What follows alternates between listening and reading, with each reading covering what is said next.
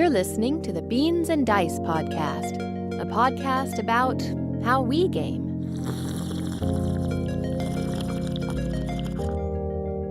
Oh, yeah? That's sweet tea right there. Sweet tea. That Publix leave you with a cavity sweet tea. You need to get some of this Mountain Dew. Oh, that caffeine right there. Is that Code Red? That's Code Red. That's the only version allowed. That's Code Red. Are we doing a show Except here? on that Taco Bell. You can have that Baja Blast. Yeah, that Baja Blast is I allowed got some of that over in the fridge. Yeah. when you're having Taco Bell. It's like they go together. Like a Taco nice Bell is Chianti and some fava beans. They announced they're selling for Thanksgiving only you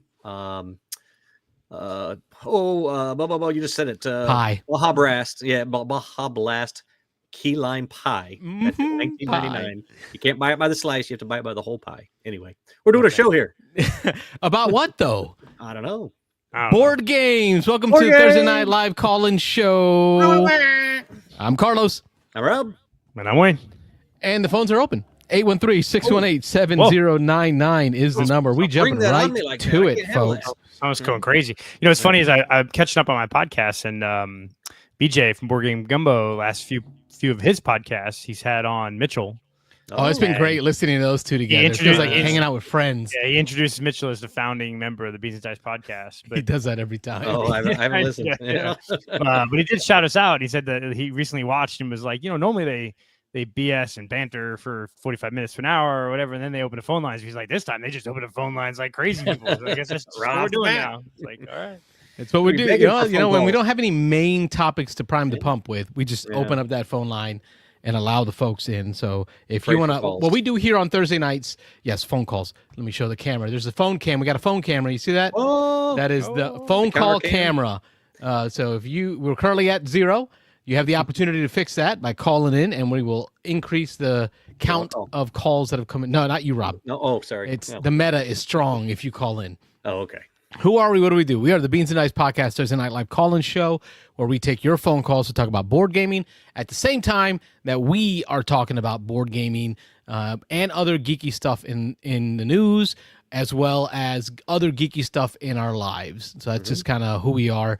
And then we turn that into a podcast, an audio format, and try to get some people to join us. That's what we do. Sounds good to me. We have a couple 3 segments that we'd like to go through each show. This show, we're going to talk about the Twig, This Week in Gaming, TWIG. That includes games played, games purchased, games funded, right? Anything to do with gaming and in that gaming world that we personally have done in the last week. Because this is a weekly show, we update you. We're also going to do our OGG, our Other Geeky Goodness. And our Other Geeky Goodness, we talk about other geeky things that we're up to, whatever hobby stuff that we have outside of the direct tabletop world. I think we're going to start off with the Twig. So we'll start off with just games played. We'll just go round robin until we all run out. And if someone taps out first and the other person can keep going until everybody's passed with This Week in Gaming, I will kick us off to kind of give an example of what it looks like for the folks at home. This week on Sunday, I stayed late after church, so we had church. Every third Sunday at church, we do what's called Third Sunday Lunch, where you stay behind, you bring some food, and you hang out with the congregation and just fellowship and eat together. This time, my buddy Ramey reached out and said, hey, Carlos, you want to bring some games? We can eat and play games. And I'm like, bro, that sounds awesome. So I brought with me 2 games, and I'll start off with the first one that I got to play. It's been a long time since I got to play it. 7 Wonders Architects. 7 Wonders Architects is a game that came up last week in a phone call conversation with Ohio. Aaron from Ohio. Oh, yeah. It came up in the conversation, and it reminded me, man, I want to play that game again. So when Ramey reached out, I was like, I'm taking 7 Wonders Architect with me with the expansion, the Metals expansion. The Metals expansion is an expansion that adds more factions or more civilizations, as well as a new mechanism that creates a race for metals. In 7 Wonders Architects, this is the lightest version of the 7 Wonders series. Of all 7 Wonders series, this is the lightest version.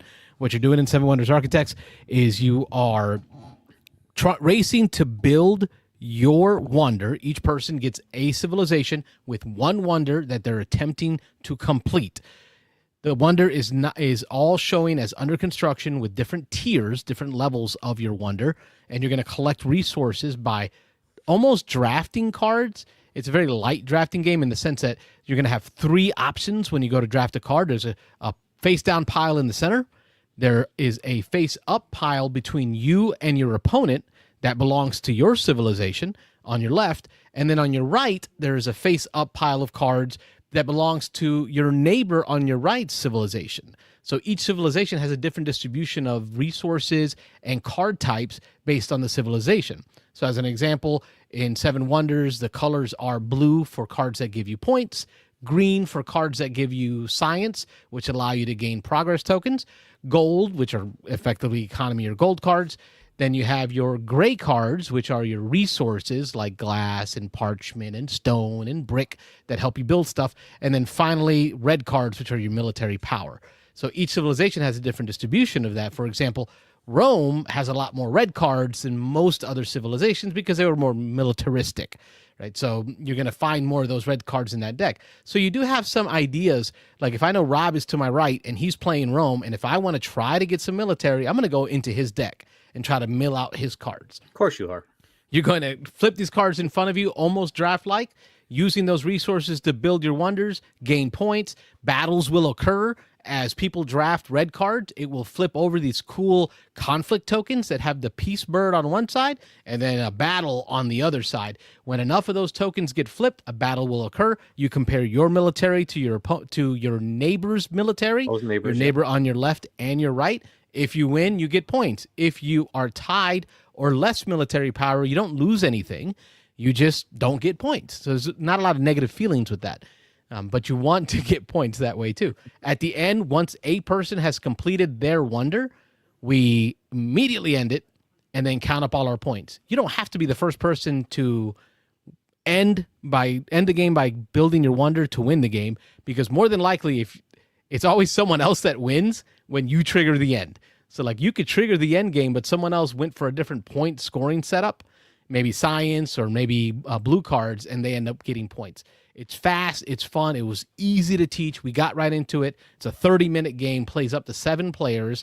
And now with the new faction, I think there's like 10 different factions you can choose from for the 7 players to play in. The new medals expansion, Rob, adds a medal that you put in between each player. So each player is racing. So the player to my left and I are the only 2 that can accomplish the medal on the left of me. The player on my right and I are the only 2 that can accomplish that medal. Whoever gets there first gets to take the medal and the 4 points that come with it. So it's a race between you and just your neighbors, which is what I love about Seven Wonders, is you're not too worried about what the other guy across the table's doing. You're more focused on just the 2 people next to you. So it really kind of reduces the space that your brain has to work in. Right, so like in some drafting games, I'm really worried about what the guy across the table's also building. In Seven Wonders Architects, I'm only worried about the 2 people next to me. That's all that I can take care of. Seven Wonders Architect, wholly recommend it. So many families came by. I'll tell you, there was over a dozen kids and parents surrounding our table watching and asking, "What is this? Where do I find this?" So that's where I got to show them the box art, the cover, and tell them where to get it. Cool. Exposing more people to this modern hobby. That's always a great thing. Love to expose my people to modern hobby. Yes, exactly. Especially at church. Yep. How about you, Wayne? What you been playing? Honestly, this week during the week, I didn't really get much gaming in. It was mostly other than 150 games on BGA, I'm sure. But yeah, I'm sure. Yeah. But no, work was a little busy. But played like some kids games, right? With my kid, we played like Uno and Rat Attack Cat and Oh No Volcano and a couple other like smaller games. But really, I think I listened to the show last week. I had a miss, obviously. I think last week I missed, and you covered most of the games that I would want to talk about. So yeah, we played on game day. Although I mentioned some of the ones we played on game day, and I had mentioned that too bad you weren't there. The Orange Shell Overcome, the Dutch Resistance game. Mm-hmm. Throw out some ideas on that. I kind of talked about that one a little bit. What did you think of it? I thought it was really good. I thought it was. I love the historical accuracy of it. That a lot of the people in the cars were all real life events. The cooperative nature of it. I thought we played the intro scenario, and like I said, halfway through, I think you talked about it. We realized we probably played a little overly conservative. We were really worried about, setting off guards or getting past guards, and so we played really conservatively. We probably didn't need to play as conservatively, and we probably would have won. Yeah. We came to within one base of winning the intro scenario, but like, good Lord, that was like intro scenario on easy. Yeah. And you had four very experienced gamers, four very hardcore gamers, and we were struggling to win. Yeah.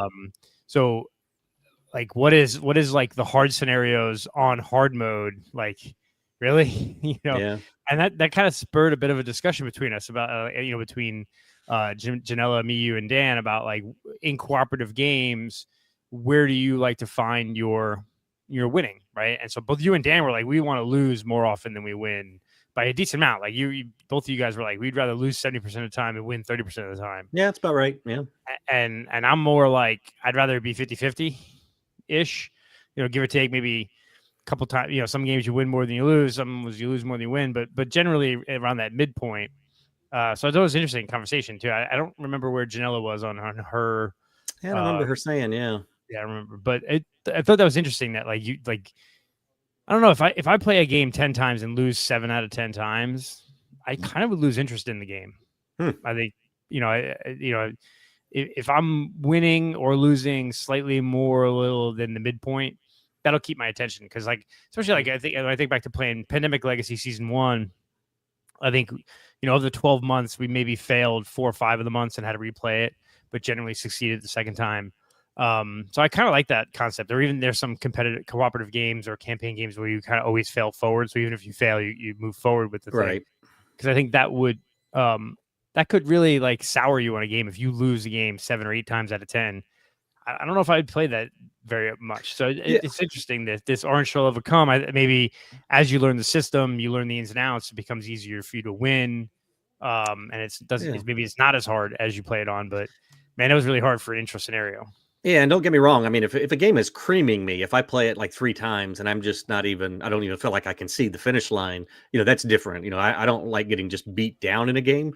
But if I feel like I'm just, 1 or 2 card flips, could have gone my way or something, I really enjoy that. And I enjoy trying to beat that puzzle, play again to see how much closer I can get to it. So that's where, I like losing more often. If I'm winning 50-50, I feel like it's kind of just a coin flip. It's like, this time I'm 50-50. I might win, I might lose, why even play?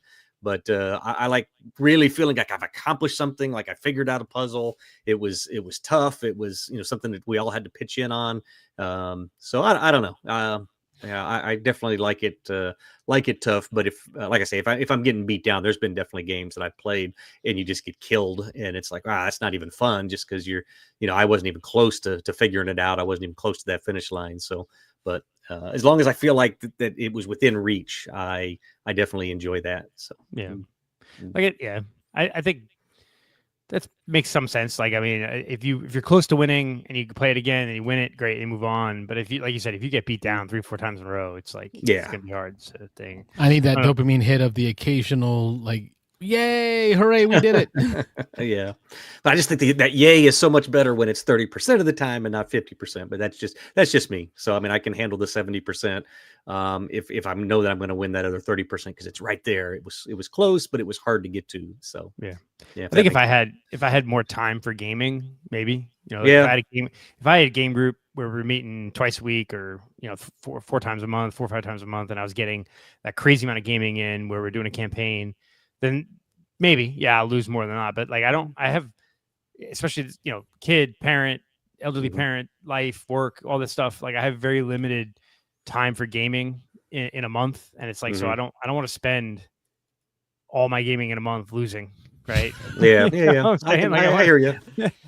Yeah. At some point you need the escape from reality, you get beat down in life enough, so, but I don't know. It's, it was a really good game. I definitely would love to play it again.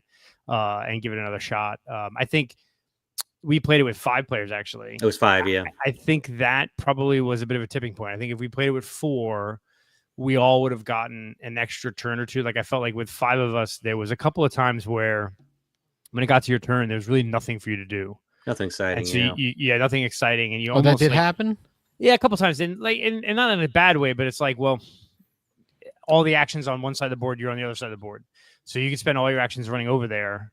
And even some, like there was a couple of like collective actions you could take based on where, like, there was a sliding scale where if the heat was off of you, you got more actions. And if they were onto you, you lost actions, like your integrity or your reputation, whatever. Alibi or whatever. Alibi, yeah, whatever it is. That one on the side of the board.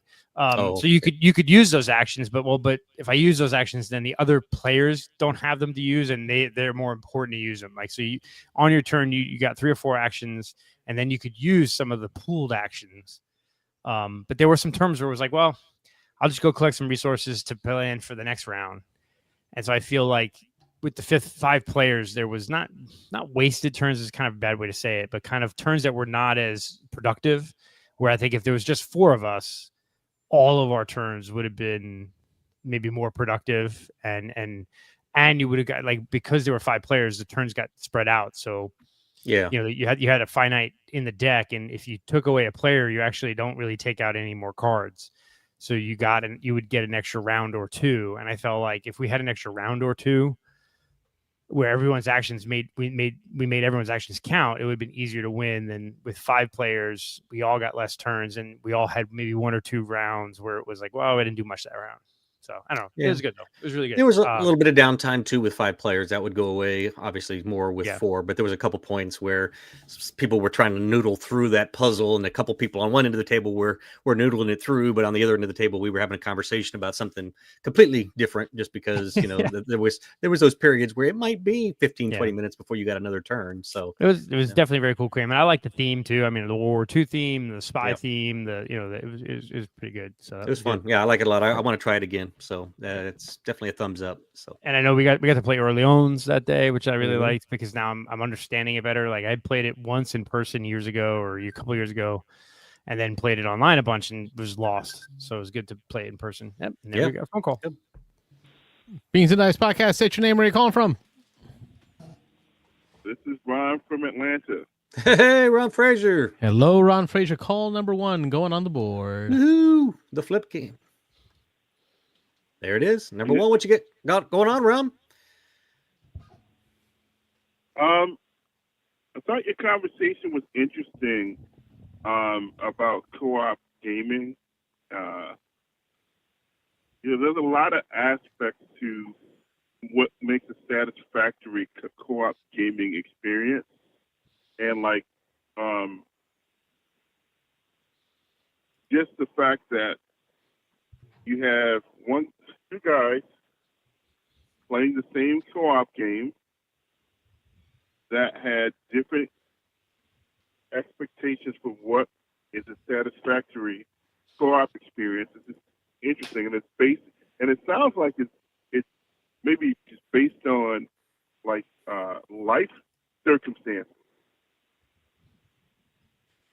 That's the thing that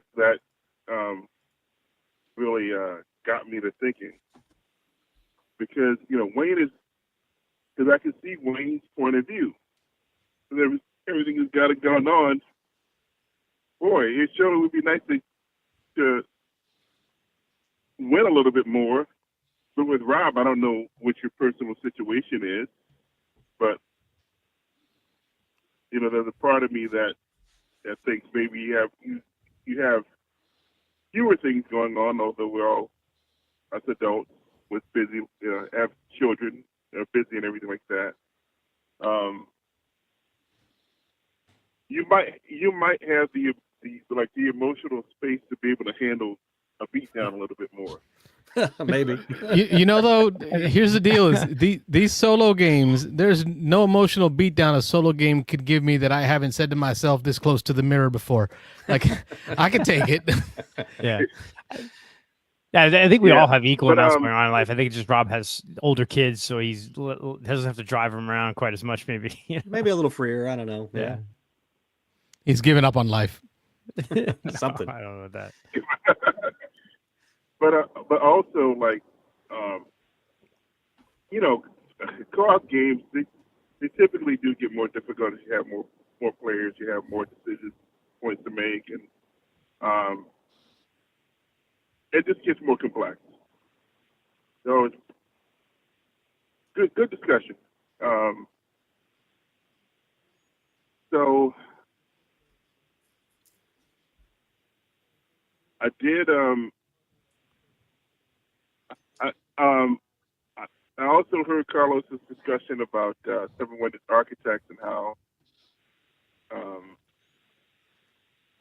it's easy to teach and everything like that, and I agree with it with Carlos there. I was, but I want to talk about Seven Wonders a little bit here because my least favorite version of Seven Wonders is base Seven Wonders. I haven't played a whole lot of base Seven Wonders. I don't know what you guys' experience with Seven Wonders is. Have y'all played a lot? Twice, and I won once. Okay, I think I've only played 2 or 3 times. How about you, Wayne? Seven Wonders, Just Architects? Just the regular base Seven Wonders. Oh, I played Seven Wonders a ton. It's been probably a couple of years since I played last, but we used to play that game all the time, man. Okay. I was just trying to get an idea for you, Ron, to what our experiences were, but go ahead. Yeah, so I just hated the hate drafting, and I just didn't think that it was as great of an experience as a lot of people thought it was, even when it was the thing. It's like I want to teach a new player a game. I got to launch a bunch of players. Oh wait, we got 7 people. Let's play Seven Wonders. I hated that. I just rather to play a 3-player game and a 4-player game. Wow. Divide the room. Yeah. Right. But Architect, love. Seven Wonders Duel, love. That's actually my even though it's a slightly different game, right? But sure. Duel is still my favorite version of Seven Wonders. The Lord of the Rings re-theme it's up there. I've only played it a couple of times, but it's up there. Right? Like, yeah, base Seven Wonders. Not a big fan.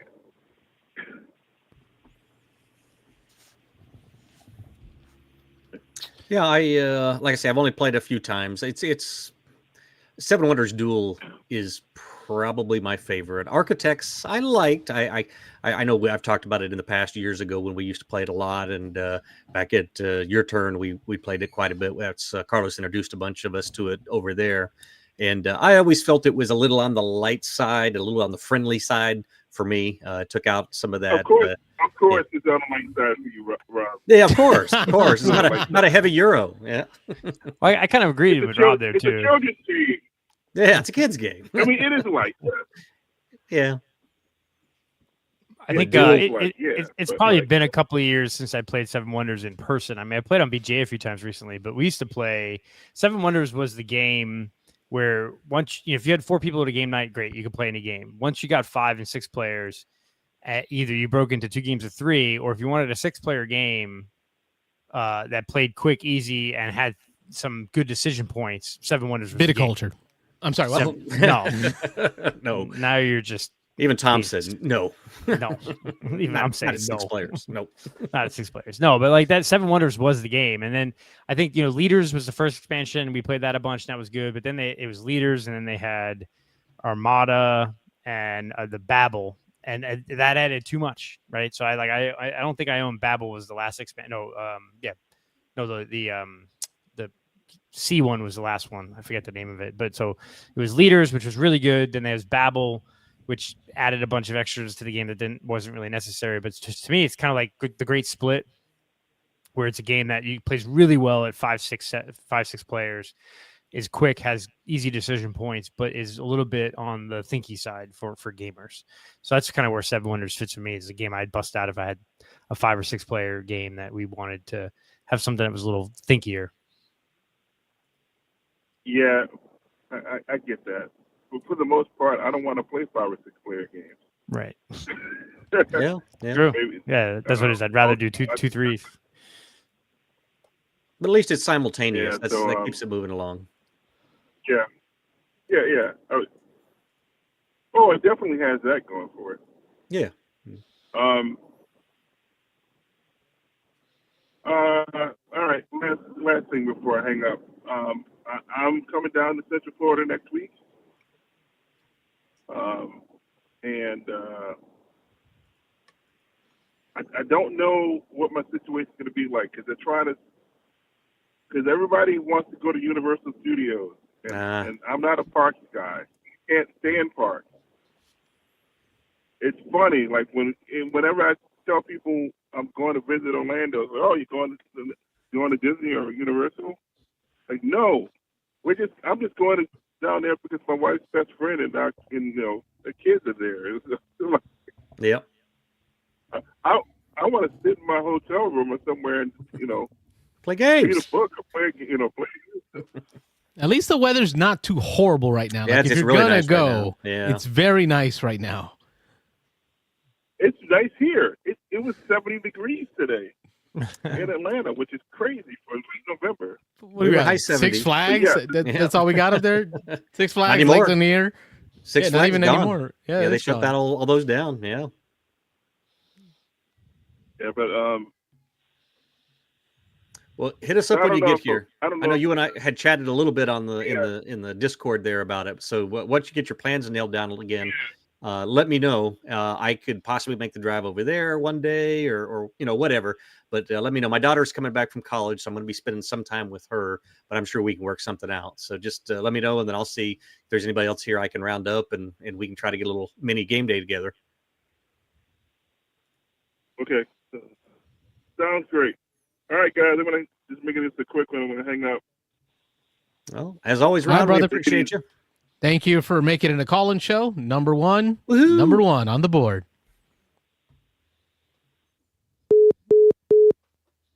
All right, phone lines are back open. 813-618-7099 is the number. That's how we do. We take your calls, we talk about games, and we keep her going. Yep.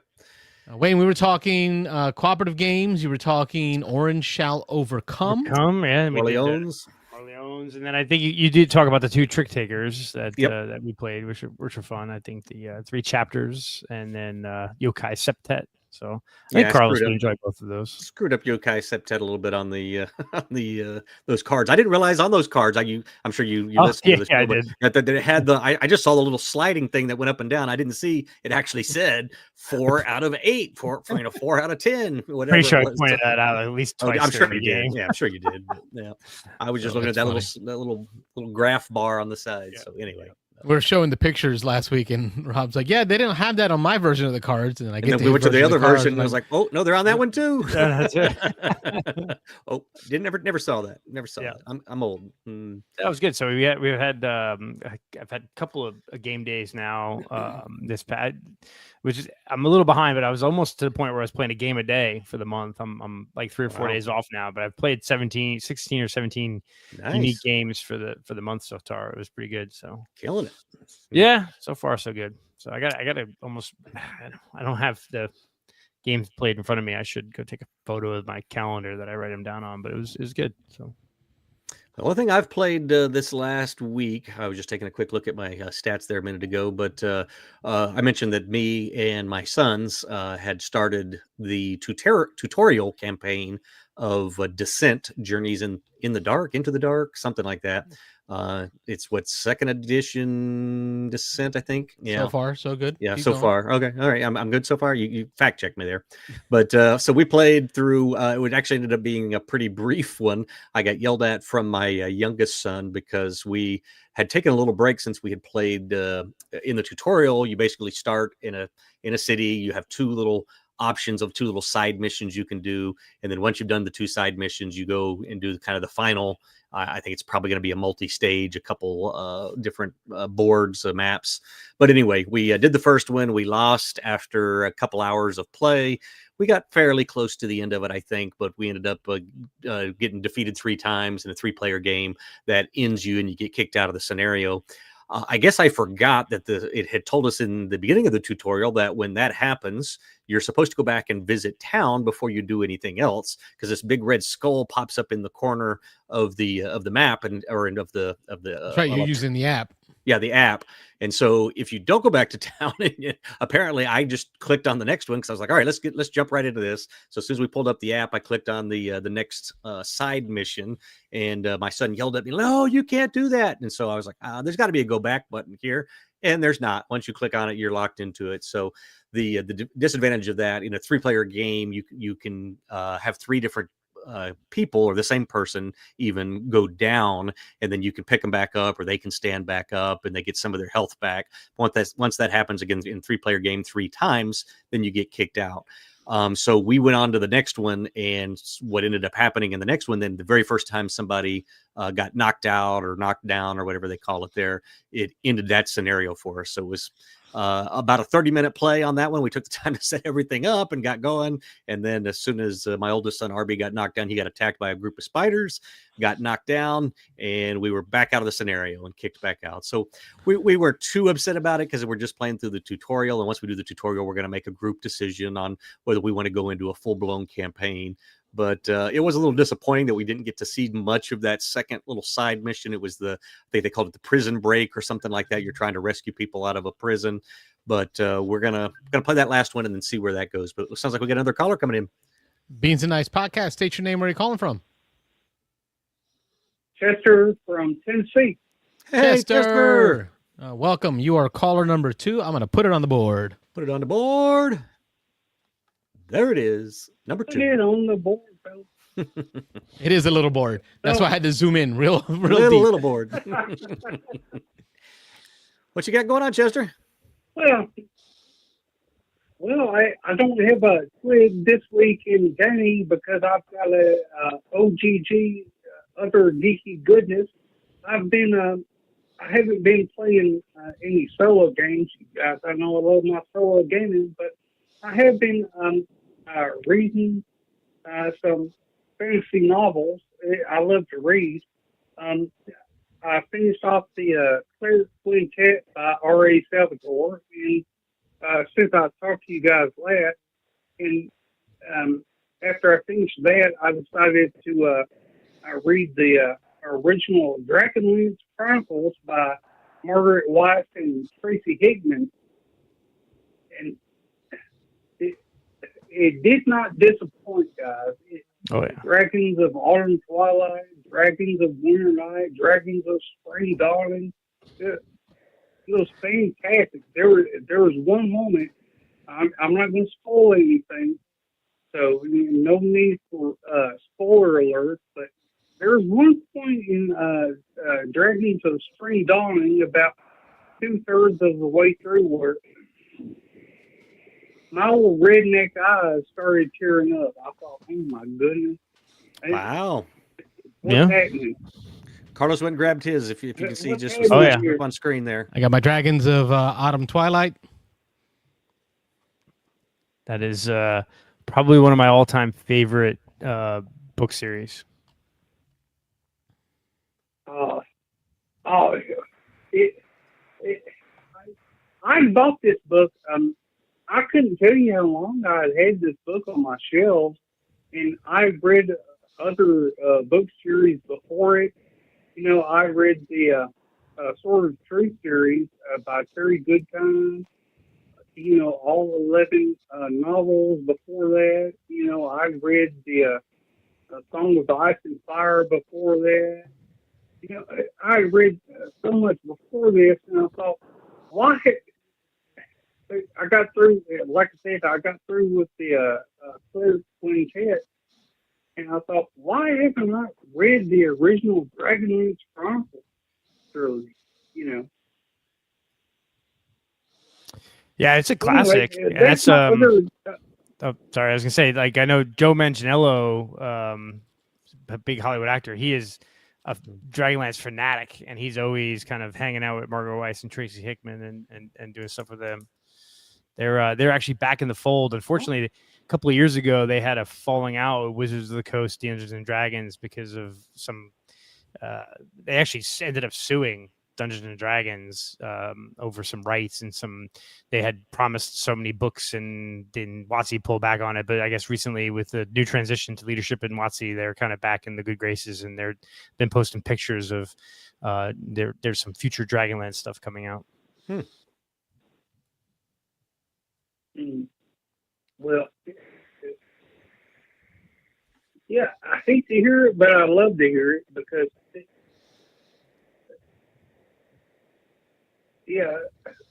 like I say, that I knew about the Dragonlance Chronicles, because I've been a nerd so long.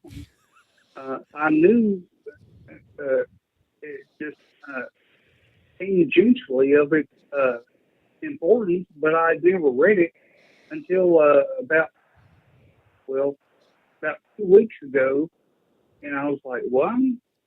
I thought, well, I've got them right here on my bookshelf, so I read them.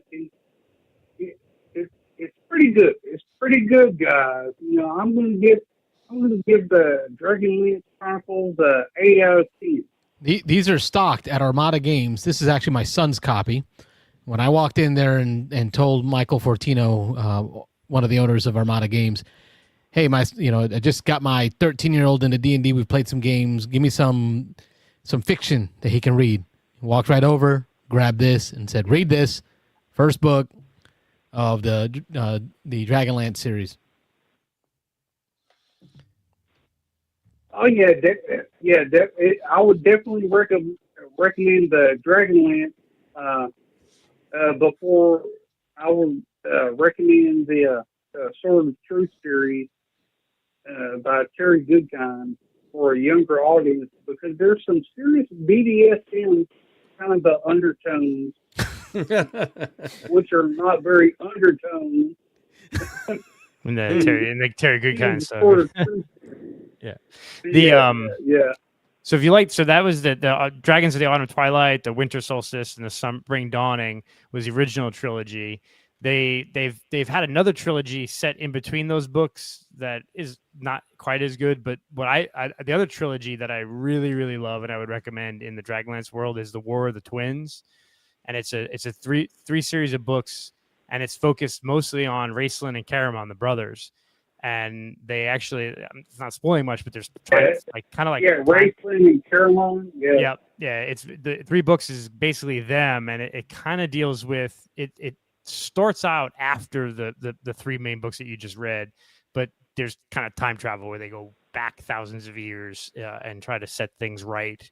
But it's another good trilogy of books. Okay. Yeah,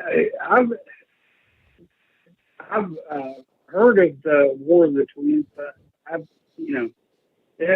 only looked into it because I started reading. Once I started reading this, I was like, "Oh, this is fantastic!" And so I started looking into more Margaret Weiss and Tracy Hickman, and I'm a big R.A. Salvatore fan, but I've got a very quick board game quiz if you guys are up for it. Quiz? Yes, sir. All right, yeah. Let me get my buzzer. Get a buzz in? Okay. Oh, no, I buzzed you wrong, Rob. Oh, you're going to buzz me wrong. Oh, you're not going to buzz me wrong. Confidence. Yeah. Oh, okay. And so I've got, let's see, I got 6 questions, so there'd be 2 questions each. We'll go alphabetical. That's cool. Sure. Yeah, and so this board game quiz, if you guys are so inclined, we'll call it folk song or board game. Folk song or board game. Okay. Got Right. it.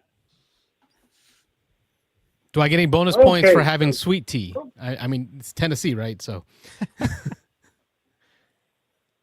Oh, well, having sweet tea is a bonus in and of itself. Exactly. That's the right answer there. That's its own reward. This is the wisest redneck I know. Oh, yeah, you think? Yeah.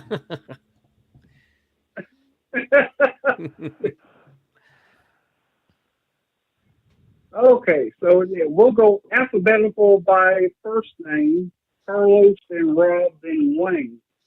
Got it? Okay, so question number one, folk song or board game. Are you ready, Carlos? I'm ready. Okay, question number one, folk song or board game. Montana. I'm going to go with folk song.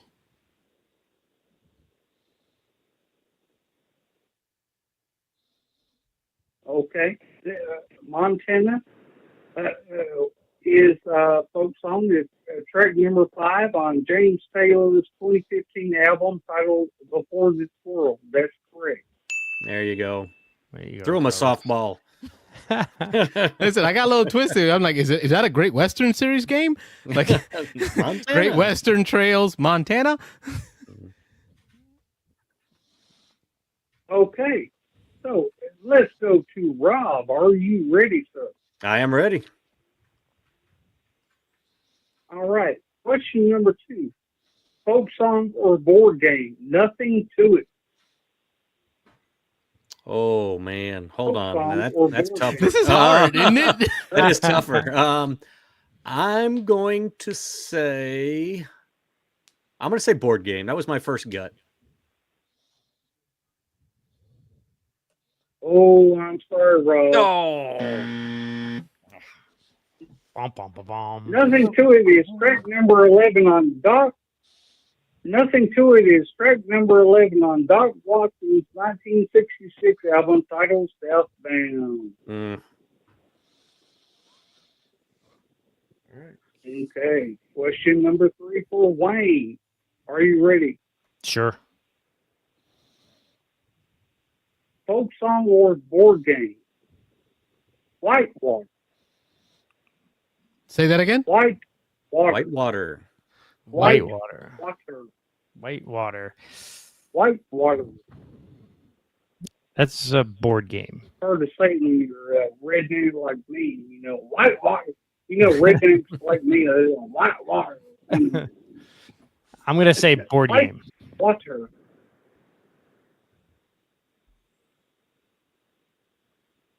Correct. Whitewater is a game released in 2012, designed by Frederick Morrison with artwork by Patricia Raubone. All right. Good deal. Carlos at 1, All right. Rob Back at to 0, Carlos. Wayne at 1. We're not picking a winner. We're just looking for a loser. Right. We want one loser. That's it. All right. Number 4, Carlos. You ready? Yes, sir. I got my hands up so y'all can tell I'm not Googling. All right. I'm not Googling on my phone. No. Hey, Siri, what is? Well, I've Go ahead, got my ask your YouTube- question. Well, I've got my YouTube closed because I got too many other things open right now. But Wayne's got Chat folk GPT song up. or board game? No, I ain't got. No, Wayne No, I does. ain't got Wayne's time got for this. Chat GPT listening, so it can answer the questions for him. Well, if that's the case, that's wrong. No, it's a joke. It's a joke, Chester. All right, I'm ready for the question, sir. Let's go. Question number 4. Okay. All right. Folk song or board game? And your title is Bigfoot. Bigfoot. Bigfoot. I'm definitely certain there is a folk song named that, but I feel like there's a board game named that too. I mean, as big as BGG Gotta is, pick one. Nah. I'm going board game. Bigfoot is a game designed by Jeffrey Breslow, Alan Dick, and John Spinello. It was published in 1977 by Milton Bradley. Whoop, whoop. So, a point to Carlos. All right, Rob, no pressure. Yeah, there's no way there's a Bigfoot folk song. Get out of here with that. Are you kidding me? Call it what you want. Sasquatch, Skunk Ape. There's got to be a folk song named after that. No way. Okay, look. Here you go, Rob. Question number 5. You're going to get this one, Rob. I know it. Question number 5. Kiss of death. Board game or folk song? The mother lode of sticky gold. The mother lode of sinking gold? The mother lode of sticky gold. Of sticky gold. Sticky gold. Yeah. The mother lode of sticky gold. I'm going to say folk song. I have no idea. Oh. I beat you to it. The mother lode of sticky gulch is a game designed and illustrated by Scott Turkey, published by Dogtown Games in 2003. We found our loser. But Wayne, are you going to be mid-loser or at the top with me? That's the real question. The second loser? Okay. Question number 6. The final answer to Wayne. Are you ready? Yes.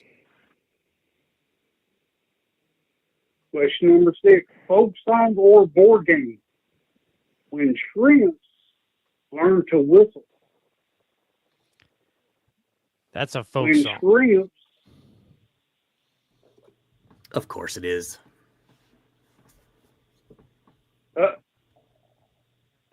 I'm sorry, you guys were cutting out. I'm sorry. I'm gonna say that's a folk song. Give this man some points. Of course, When Shrimps Learn to Whistle is track number 2 on Leo Cocky's 1974 album titled Dreams and All That Stuff. Okay, so I feel set up. we have a tie game, folks. Uh-oh. Tie. That was great, Chester. Thank you. We have a tie game, folks. That was a lot of fun. I enjoyed being up there with Wayne and watching Rob fail. It gives us an idea. We gotta come up with I could come up with quizzes similar to that in the future. That was fun. Well, I didn't enjoy Rob failing, but I do have a tiebreaker if you guys are interested. Because Carlos has got 2, and Wayne has got 2. If you guys want to go for a tiebreaker. All right, lightning round, bonus round. Wayne and Carlos. Yep. All right. So, let's see. Is the mother lode of Sticky Gulch, is it ranked higher or lower than Bigfoot? All right, hang on, Wayne. Hang on. Say Carlos? Here's how we're going to do this, Wayne. I don't know if you got a piece of paper or something to write with around you. Yep. You're going to go up for higher, down for lower, in case we pick different answers, and we will reveal at the same time to see if we can't get a tiebreaker going here. So put up for higher. So is if shrimp learn to whistle. When shrimps learn to whistle, or the mother lode of Sticky Gulch. Oh, Carlos, hold on. He messed you up. He messed you up. Yeah, I got the wrong one. All right. So what were the 2 songs? 2 games. I'm sorry, games. No, 2 games. 2 games. Bigfoot. Mother lode of Sticky Gulch or Bigfoot. All right. So is Which Mother one? Lode of Sticky Gold higher or lower than Bigfoot? Sticky Gulch, yeah. Sticky Gulch, yeah. All right. Yeah. I got my answer. All right, I got my answer, and I have Mother Lode above Sticky Gulch. Oh, we got I different have answers here. No, I have Sticky Gulch is less than Mother. Yep. Than, Y'all are opposite. Yeah. All right, so we're gonna know our winner here. You're both wrong. It's a tie. I sweep in and win. Woo! No, No. hold on. Sticky Gulch or Bigfoot? Sticky Gulch or Bigfoot? Which is I higher? What are think y'all saying? Bigfoot's higher. Bigfoot's higher. Carlos, you say Sticky Gulch is higher? I say Sticky Gulch is higher than Bigfoot. Okay, what do you say, Wayne? I said Bigfoot is higher.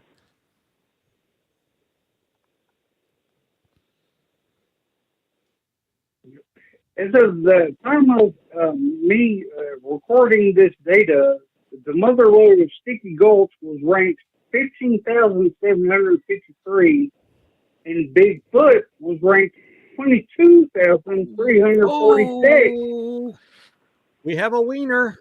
Carlos is the wiener. Woo what? You got winner music for that? Pew, pew, pew, pew, pew. Oh, what was Puerto that Rican one? winter music. Oh, Chester, that was beautiful. That was great. Thank you, sir, for that. Well, I appreciate you guys. And I just wanted to call in and contribute a little bit of what I could. And you guys keep on keeping on. And God bless you. And have a great rest of the evening. Same to I'll you keep and listening. yours. God bless. Thank you for calling and making it a fun show and showing the folks at home what it could be like. Like all you got to do is call in like Chester, have some topics for us, have some ideas. We will roll with anything. You are appreciated, sir. Have a safe holiday next week. If we don't talk to you again, happy Thanksgiving. Yes, sir. Happy Thanksgiving, y'all. Bye-bye. Bye. All right. Chester out of Tennessee coming in strong tonight. That Got was some different, but that was fun. OGG, Yeah. followed by some quiz-tastic commentary. That was fun. Yeah, that's fun. I that was not on my bingo card this morning. No, that was on your list of things to talk Folk about. songs today? versus Folk song board games. versus board games. No, I didn't have was a that good one either. I like that. That was good. Well, I We think were- I wrapped up We were my in the midst descent. of the twig. Rob was talking Descent. Yeah, I thought that was pretty much it. I mean, we had kind of an epic fail, so we're gonna play just through that last little bit here, and then, like I said, me and the kids are gonna regroup a little bit, decide whether we want to jump into the full campaign. So more to come on that. But I know you, Carlos, you said you had some others you wanted to talk about. Yeah, I'm still going. I'm going to continue this epic fail thing we have going. So Okay, my next epic fail doesn't that I'm make for a good adding show, but yeah. does it not? No, My next epic fail that I'm adding is Unmatched Tales to Amaze, the cooperative game. So this game got played 3 times this past week. So this is a recent haul as well. So it's a new purchase came in. Rob, I think you mentioned this game to me. I have it, but yeah. Mm-hmm. You got to play it, and you were like, "This is good. Got to get it played." The guys at church were really excited about getting it played, so I got a copy of it. Took it to church. I played it before I took it to church, and I lost. And then I took it to church. We played with a full count, and we all lost. So then I took it home and tried it again, and lost again. There you So go. I'm shooting, batting 0. 0.00. For Unmatched Tales to Amaze. It is the cooperative version of Unmatched. Unmatched is a 1v1 or 2v2, I would say, card-based, not a miniatures game in a sense. There are minis, but it really doesn't Skirmish. matter. Skirmish battler, but it's all cards instead of dice, so there's a lot of decisions to make. Each character is completely different than any other. You get to know your character and figure out how they compare to other characters when you're playing PvP, player versus player. But in Tales to Amaze, it throws it on its head by making it a cooperative game. You're now playing against a couple of villains that are in the game. You have the Mothman, and then you have a Martian-style alien. Those are the 2 villains in the game. But they have sidekicks like Tarantula or the Ant Queen or Skunk Ape, and they come in to fill in the extra hit points necessary to make it harder for you to beat the objective. Each villain has a different objective. So Mothman, you're trying to prevent him from destroying bridges while you're knocking him down and getting him out of hit points, whereas the alien, you're preventing them from getting control of farm fields that are on the board. Interesting. I really want to get a good review on this one in, so I'm not going to go too deep. I will say that I'm struggling to win with the base box. So like I don't want to bust out like Bruce Lee or Sherlock Holmes from another set to try to like steal a win. I really want to figure out how to win with the characters that are in the box. Rob, what was your experience with Tales to Amaze? I haven't played a full game of it. Messed around with it a little bit, so I can't say as far as how hard it is. It's something I definitely am interested in. So you and I need to get together and run through, or you can play up to 4, I think, with that one. Yeah, up to 4. So maybe get Wayne in there. We can 3 of us can knock it out, and maybe we can give it a more in-depth review. But yeah, I mean, it's really cool. And then I got to mention just real quick here before we move on.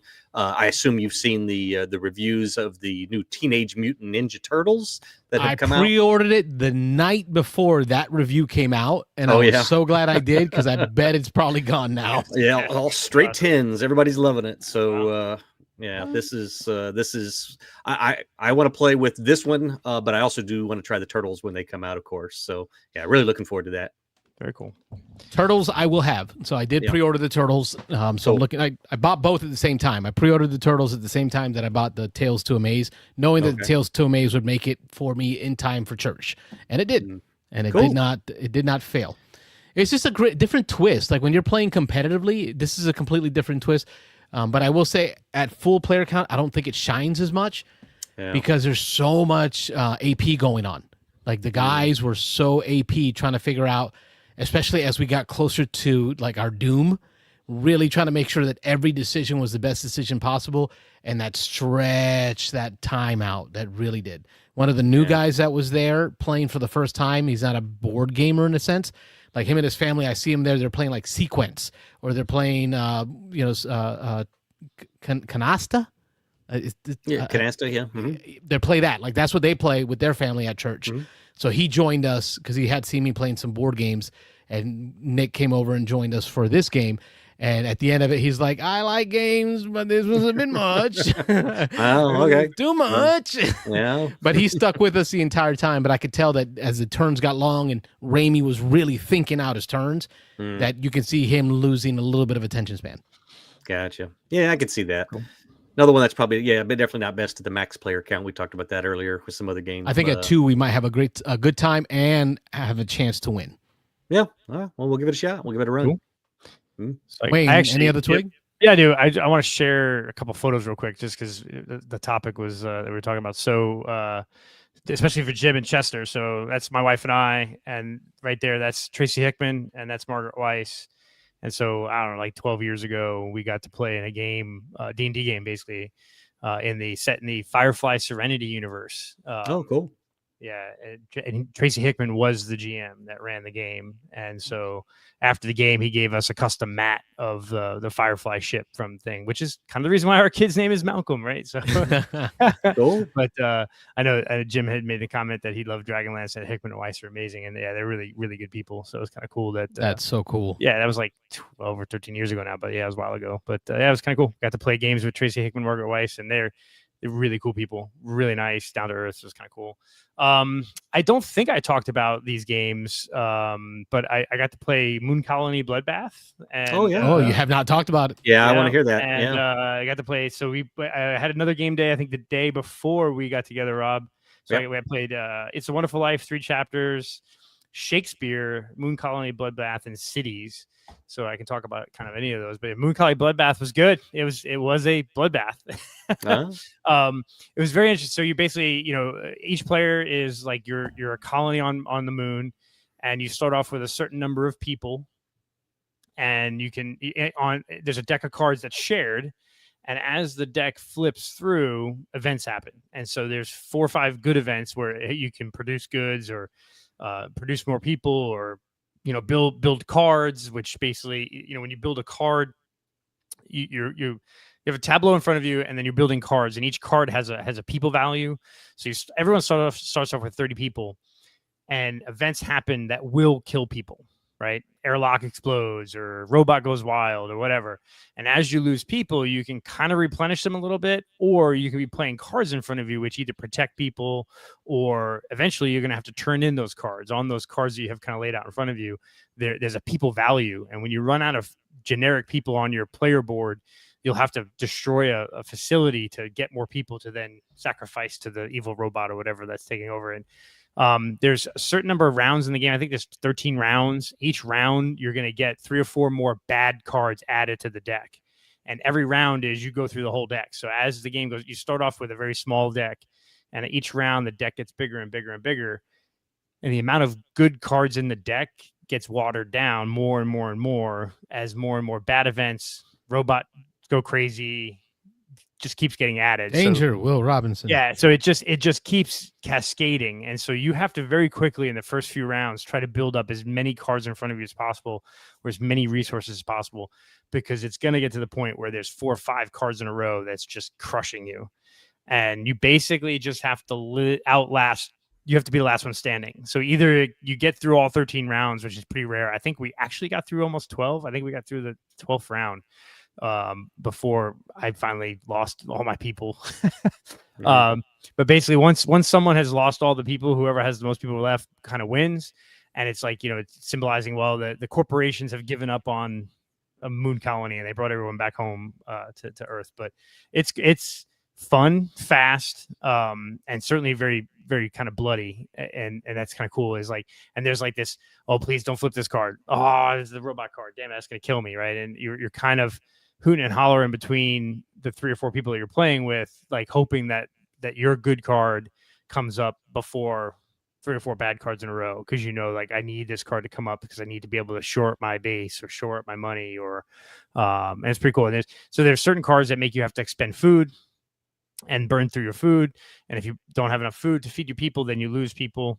Then there's like I say, wild robot events. And then there's like catastrophic events. And the whole time you're trying to add to the deck with good cards, but you can never add enough good cards to outweigh the bad that's coming. And each robot card or disaster card that gets put into the deck just makes it worse. And then each round you just take that whole deck, shuffle it up, and start over. So it was fun. It was definitely a very fun game. I enjoyed it a lot. Would totally play it again. Not sure if I would own it, just because I'm not really looking to own a game collections. But I think it's the kind of game where, like, if we were together, it would be a banter-ish, we're talking trash, having fun kind of game. So, cool. Colony Bloodbath. Yeah, this one's been got some buzz around it recently. I've seen it pop up several different places, but yeah, I'm glad you gave it a good review there, because I do want to try it. I think Mitch was the first one that called in about it at one point, sometime earlier this year, and it sounded very interesting. It very much didn't sound like a game I would expect him to have enjoyed, but he was excited about it too. And it's got, I think the Secret Cabal did a review on it. For all those reasons, I want to give this one a try for its story, the crazy story where you're converting, like, you're starting with building this thing and then watching it tear down, and just trying to be like the last one to lose everything. Yeah. And at some point, like in rounds like 9, 10, 11, and 12, I'm like looking over the guys I was playing with. I'm like, okay, I see you only have 3 people left on your thing, but you have a ton of cards. How many, those cards are all worth, oh man, you got like a max of 40 people left. I've got like 15. Oof, all right. I bet I got to get a card out or 2 cards out to try to like stave off the losses. Because it's just, there's really no way. If you're looking for a kind of game where you want to be able to build something and maintain it, this isn't the game for you. If it ends with crashing down. Yeah, probably not the game. Probably not. Yeah, not going to end well. This is definitely the kind of game where you build up and it's going to get torn down, and you're just trying to stave off your tear down as long as possible while everyone else falls to shit around you. But it was fun. It was definitely, there was some good banter. I think this is the kind of game where if you take it for what it's worth, it's a fun game, and you talk trash and you have fun with it. It'll hit home. Yeah. Cool. Yep, that was a good one. I had a game I busted out my copy of Wingspan because of a haul. Because of a haul, I busted out my copy of Wingspan. I got the cards from the fan-made expansion. Yep. The 6... many of them. Yeah, 6 packs. 6 different packs over here. Woo! Wayne's got some of fan-made cards. Yeah, I think Wayne got them too. I got them all, yeah. Yeah, but I only opened up so far the Birds of the USA and the Birds of Asia. So I'm kind of playing just through these two right now in solo games of Wingspan, just to kind of learn these decks a little bit, to try to figure out what are the synergies in this deck. What I haven't opened up anything but these 2 packs. What you'll find is you're going to get more birds. So there's a bunch of birds for the USA, and there's just a couple of cards in here that helps you with some rules. So it talks about some of the bonuses, and it adds some terms to each of the bonuses. For example, for the photographer bonus, it now adds the word Scarlet. So it kind of just tells you like Scarlet applies to photographer now as well. So it's not a lot to add to this game when you buy this pack, but I think what really stood out to me was the asymmetric ability to play it in a way that you will have one of these packs as your personal deck. So you will have these face down as your personal deck. Your 5 starter cards are going to come from this deck. If you discard, you discard to your own deck, not to the main deck.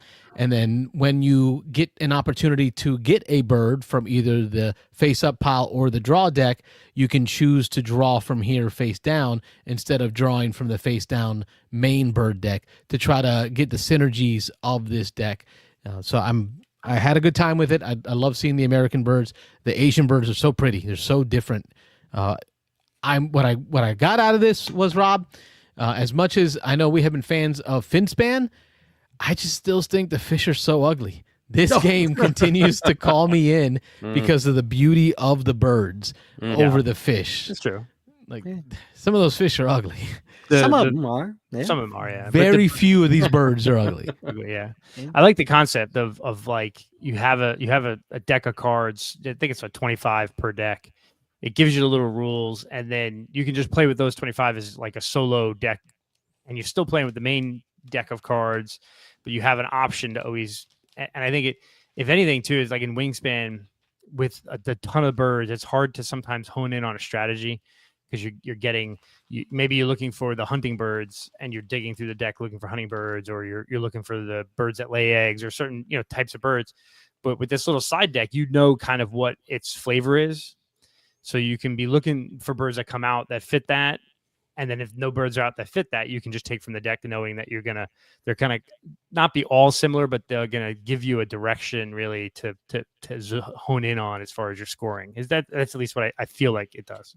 And that's what I'm trying to find. Like in the Asia deck, I found a lot of I found some end game tuck bonuses, right? End game scoring yellow, and then I found a lot of brown tuck cards. So you see some almost like a synergy within its deck. There's the I got to get through more of this to figure this out, but there's you get like a 2 or 3 different end game objective ones, and in the Asia one, 2 of those 3 are tucking, and then I got to figure out how many cards in this deck are tuck specific, so you can start to see those ideas, those strategies come into play. Like a theme, yeah. Yes, a theme. Thank you, Rob. Cool. Yeah, cool. Words, they escape me. Yeah, I'll have to. I'm gonna give it a shot. Yeah. The food tray, that reminded me by playing again how mean that food tray can be sometimes. Oh yeah. When you can only pull 3 food, and of that there's 5 in there, and you don't need any of them. Like, what I mean? Like these are not the food I'm looking for. So I've got to eat 3 of these in order to whittle down the food in the tray to be able to and then you re-roll and you don't get anything that you need again. So it can be punishing. That's I almost piece. thought about doing the how in Dune with the one expansion in Dune that gave you that one-time nuke where you can nuke the order and get new cards. I almost feel like a house rule for Wingspan would be like once per game you can re-roll all the dice if you want or something like that. Because and Rob will be mad because the dice he's waiting for his turn. In there, I know. I know. We can do like a little egg token right together, and then you just break the egg to pop that ability. Yeah. Or something. I don't know. No, but Wingspan is still one of my favorite. It's still one of my favorite games of all time. Probably. I think I prefer Finspan, but I like Finspan as much, if not more, give or take. My only complaint about Wingspan is that bird feeder sometimes can really, you have to really work sometimes to get around that. But that's also could be, is a good function or factor of the game that you have to work through that sometimes. So yeah, yep. All right, Twig, who's next? Rob, you got I anything? can, yeah, I can. Only other thing I can think of, a new game that Chris from Texas had introduced me to. He's been pulling up these new games and inviting me to them. Botanicus is one that's just come out on BGA.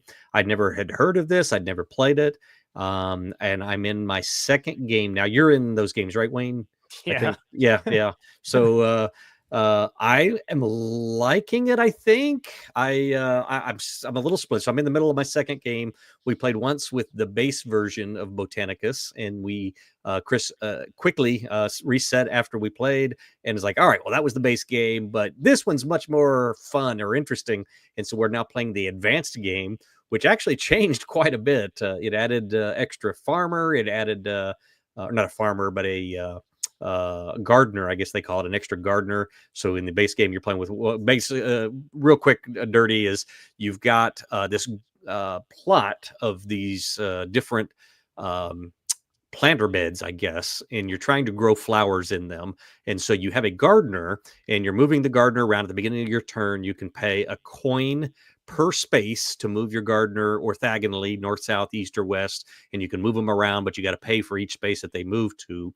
And then you're trying to fulfill these objectives of these different combinations of level 1, 2, 3, or 4 plants. And so there's different ways sometimes you can plant a level 2 right away. You can plant a level 3 right away. More often than not, you're going to plant a level 1. And then one of the other actions you can do in the game is to water the plants. And so any plant that you're diagonally adjacent to, for each watering can, you can increase the level of one of those plants to the next level. And I learned something. Oh, is that you played twice now, and you're in your second game, and you're learning some of these basics. But yeah, I had to watch the video twice on it, so I didn't pick it up extremely fast either. But you've got these 3 tracks at the top that you're moving along that allow you to plant things. They allow you to water, or they allow you to, the money bag when they're at the top that we're seeing in the picture, if you can see at home, is basically collecting money. The second one, the main action there, is watering, so they're increasing the plants. And then the bottom one is planting the bulbs or planting the seeds. So you're planting level 1s and level 2s normally. And as you move along these tracks, if you make it to the end, you get a scoring tile, and then you go back to the beginning of the track and start over again. But the main mechanic is on the bottom of that main board there. You are one by one, you all start kind of in a stack there where your flower is. And from starting with the top of the stack, that's the turn order, you're going to place, each person's going to place one at a time in that first column. And there's 3 different actions in each one of the columns. Well, there's 4 technically, but you can go where someone else has gone. If you do that, you stack on top of them, but you have to pay 3 coins to do an action that somebody else has done. But basically, as again, if you those of you at home can see, the first column and the third column and the 5th column and the 7th column are all those 3 tracks. So every other time you're basically choosing to move 1, 2, or 3 on one of those tracks. And then on your turn, you're going to do that. You're going to do whatever the action is. And then you wait for the other people to choose where they're going to go. Then from top down, from the top of the column going down, and anytime that there's more than one person in one spot, it's from the top of the column goes first, or the top of the stack goes first, and then the person underneath goes. But then you're going to move into the next column. And so every other column, you've got an option of 3 free movements of your gardener. So normally you can pay, like I say, 1 coin each to move them around. Or you've got this, I don't know what they call the other thing, but there's these little animals that you can place on a track that's just basically straight victory points. As you place more of these little, in the base game, it's butterflies. In the advanced game, you're actually using the animals to unlock flower beds so that you can plant extra stuff there. But in the base game, if you place 3, you're going to get 20 points or whatever. If you place 4, you get 30 or whatever. So the more you place, the more you get. Or again, there's the action there to move your gardener around, and then at the bottom there's an action there just to plant a free level 2 plant somewhere. And so, hey Rob, let me ask about, because you said in turn order, starting top, working our way down. Yep, that's how the player order will be for the next round. How well did they do of putting the weaker action at the top so that it's painful to go up there? How well did they do that? Yeah, pretty well, pretty well. And as you can, again, you're doing a lot of visuals here. So those of you listening, hopefully you could pick up on, a bunch of this. But in those columns, you'll see that although the order, like in every other column, when you've got those three where you're moving along the three tracks at the top of the board, they change which one is first. Like in the first column, it's money bags, then wheelbarrows, then digging. In the third column, it's digging, then money bags, and wheelbarrows. So they vary that as you go, but you'll see it's either move one space on the one, or if you're the next one down, it's move two spaces or move three spaces. And so the way they balance it is depending on when you do that action. So if I'm really wanting to push that money bag track, then going at the top of that column in the top of the turn order is not as important in column 1 as it is in column 5, or actually in column 7, the last column, because doing that is going to get me 3 bumps. And so the way they balance it is it's the timing of the track you want to move on and when you go there. So traditionally, the first, second, and third might be more balanced in a lot of games by the power of that action. And this one, it's not. I guess it is power because you have 1, 2, 3 as you go down. So as you go later, you're going to get more of that action. But there's also a consideration for which action it is, because again, at the bottom of column 1, you're going to dig 3 times. So you're going to move on that digging track 3 times. But then if you wait and do that same, going last in the third column, it's the wheelbarrow 3 times. And so that's where they change that up. But you really want to dig before you wheelbarrow, though. Possibly. There's different twists on kind of the order that you do things. And so there's good decision space in here. There is. Yeah, there is. So the advanced game is definitely again, we're only maybe a quarter of the way through the advanced game, so I want to see how that one plays out before I give it a kind of a final opinion. The base game, I did pretty well in it, and it clicked with me kind of right away, actually, after I watched that video and then played a little bit, then went back and watched it again. It's like, oh, okay, this is what we're doing. And so the big thing is you're trying to be economical in your moves. There's a little bit of a puzzle there that I only want to move my gardener as the minimum number of spaces that I can, but I still need to grow the plants to match the patterns that score the points. And so there's this fun little game there of trying to, if you move unnecessarily, you're burning extra coins, which again, you're going to need at some point to do other actions or to do other movements later in the game. So there's that fun little puzzle of trying to figure that out, as well as which actions you're going to do to make the things grow. I guess I've kind of said in the order. It's not really an order because they can be in any order, but they just have to be in the right rows to fulfill whatever it is that objective is at the end of the row. So like 2 level 1s and a level 4 or whatever. And so it's a fun little puzzle to figure out. It was light enough that it didn't hurt my head. Like I always go back to my classic is Calico here. I really did not like the game. That's my classic example of a puzzle game that I really did not like. It's just because there was so much there and it felt penalizing. Your choices got fewer and fewer and fewer as you filled in your board. This one, you're pretty open. If you're willing to spend the money and move around, you can pretty much go wherever and do whatever you want. But this one's more of trying to do it economically, trying to, in the fewest number of moves, how can I fill in the most of this puzzle that I can? And then the advanced game, again, there's animals on top of certain flower beds. And so you've got to take actions to remove the animals before you can even plant there. And then you've got 2 different gardeners that you can move around. And then there's holes in spots, which makes it harder. You just have to do more moving to get to the places, the right beds to plant the stuff. So there's definitely a fair amount more going on in the next one.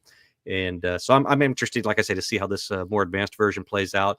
And I'm reserving final judgment. I liked the base, but the base, again, felt a little light to me, maybe. So I'm kind of enjoying digging into this advanced version of it. And we'll see how this goes as we go along. So, but Botanicus, that was a brand new one to me. Never heard of it. Never had.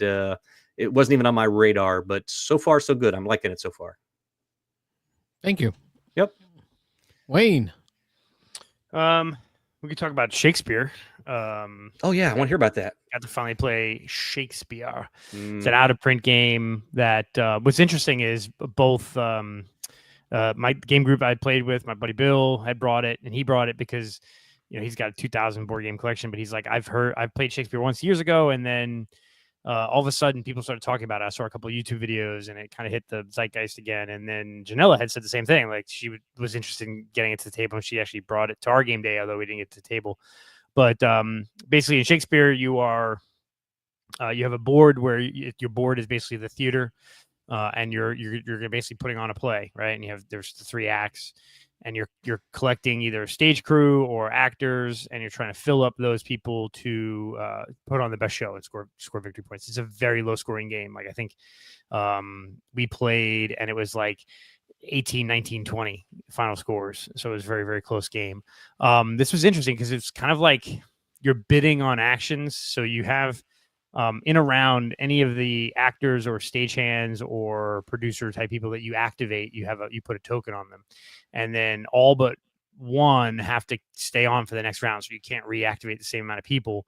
So you can kind of bid, how many actions you want to take. And the first player is the person who bid the lowest amount, or if there's a tie, it's whoever activated an actor first in the last round. Kind of interesting. But you can see the main board, there's the three acts. There's act 1, act 2, act 3 of the play, and you're kind of working your victory points up that track there. You then have your actors on the left-hand side of your player board, and as you fill in their costumes, they're worth a certain amount of points and money. And then you have on the right side, you have all of your like stagehands and seamstresses and those kind of people, and you use those actions to fill in either the costumes on the actors, or you're kind of filling in your center board, which is kind of like your stage. You're building the set. And what's interesting in the set is it has to be symmetrical. So like if you kind of zoom in, Carlos, on that player board right in the bottom, you can see. Yeah, there we go. So scroll over a bit. There we go. So on your player board, you've got you have to be symmetrical. So if you put a 2 in one bottom left corner, you have to have a 2 in the bottom right, and you kind of have to and you can't build on the second row until you have balanced, the two under it in the second row, say third row, whatever. And as you're covering over those candles, those are victory points, right? And then there's paying your actors and actresses. At the end of the game, you've got to pay everybody. And if you can't pay, then you lose a ton of victory points. So you have to, it's kind of like this push-pull of how many actors or seamstresses or set designers you're activating around, building up your set, then you have this little positive and negative track in the center that resets every round. And as you take actions, it may cause other, like you hire you hire Hamlet, right? You hire Shakespeare, whatever. And that makes the other troops, so your opponents, go negative because, oh man, they got the best actor in the world. We can't compete with that. And so there's this push-pull of that as well. So it's kind of interesting. There's a lot of, not bluffing, but there's a lot of like turn order matters a lot. So the bidding matters, and how you activate your actors versus your seamstress versus your set designers, because every round there's a finite number of costume pieces. There's a finite number of set pieces that come out, and you have to use your characters to purchase them in certain ways. So you have to balance that with also then building your set, with also moving up the writing track, which is the center board in each of the 3. You can see the center board there. You have your first act, second act, third act. And you have to try to get towards the end of the row on all 3 of those, as well as building your set, as well as costuming your actors. So it was a tight game, very, very tight. Because again, the ending victory points was like I said, it was like 18, 19, 20, and we were all within a point of each other. Oh wow. Yeah, so it was very low scoring, very tight scoring. Is there a tiebreaker mechanism? Because that sounds like that would happen often. I'm sure there is, but I didn't really get into it because we didn't have a tie. But yeah, it was good. I really enjoyed it. I know that there's an expansion called Backstage, which adds a little bit more spice to it, which is cool. I definitely want to play this again. I'm kind of pissed I don't own a copy, because I think that this would be one that my wife would really dig, because it's like this whole concept of putting on a Shakespearean play, and you have to balance the actors and the set designers and the seamstresses, and it's like that push pull. And there's definitely different ways of winning, right? There, you could go for a really great set, or you could go for really great actors and really costume them well. Because when you get an actor, they typically have either 1, 2, or 3 circles at the bottom, which allows you to costume them. And when you buy really good costumes, you could have an actor that's got, say a 12 value.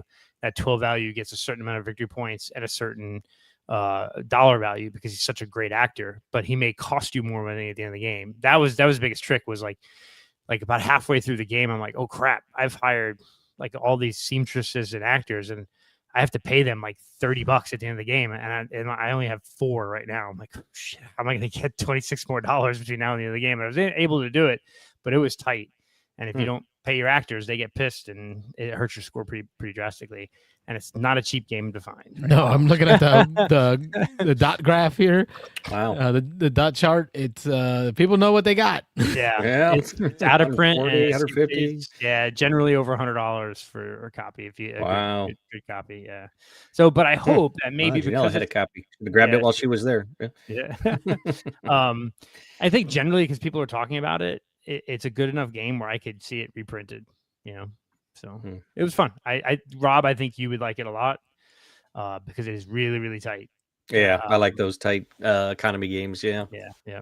So and Carlos, I think you would. I mean, I don't think you would dislike it. I just because you like brass and the tightness of brass, and that I like Euros with theme. Yeah, Euros where theme is integrated well, and here it sounds like it. You're running not just a play. You're running a theater. Yeah, you're dealing with everything involved with the theater. I think what's interesting is it's my buddy Bill worked at the Straz Performing Arts Theater. He's a theater guy too, right? Just like my wife. He's like, yeah, but unfortunately, I mean, it's very thematic. Only Shakespeare plays didn't have 3 acts. It was like 4 acts or 5 acts. They had like 5-act plays. So he's like, but I get it. We'll let that go. This game is garbage. This game's garbage. Not enough acts. Not historically accurate. Yeah, but it was fun. Definitely would play it again. Because as like again after like the teach was good. And then like at first round or 2, I'm like, okay. And then like halfway through the game, I'm like, oh, okay. Now I really, you really start to see the bidding, and you can bid fully to get more actions, and getting more actions really helps you at the end of the game, because you end up with more actions than anyone else. So bidding to go first is good, but generally that means you're going to have less actions than someone who bid higher, So, but it was cool. Nice. I want to play it. Yep. Well, that exhausted my twigs for plays. All the twigs I have left are all purchases, so like games I want to show off, and maybe even crack open with you guys here. If you still have twigs that you played that you really want to talk about, this is the moment. I mean, It's a Wonderful Life and Cities we've talked about, or we've gone over. The one thing I do want to mention is Rob got a chance to play on my Crokinole board, which is the one from the Kickstarter last year, the high end. It was nice. The deluxe Mayday, the deluxe one. Mayday deluxe version. So yeah, it was nice. I threw down the gauntlet there. I haven't played Crokinole in probably close to 2 years. Other than I think at Dice Tower East, I might have flicked 5 or 10 discs just for fun, because it was just sitting out there in the hallway. But I haven't played a competitive one, so I threw down the gauntlet and I was like, all right, I'm the reigning Beans and Dice champ around here, so 2 times running. So I was like, anybody want to play? And so Dan was like, I'll take you, I'll beat you, or whatever. So started out pretty slow. We were both pretty crappy because neither one of us had played in a while.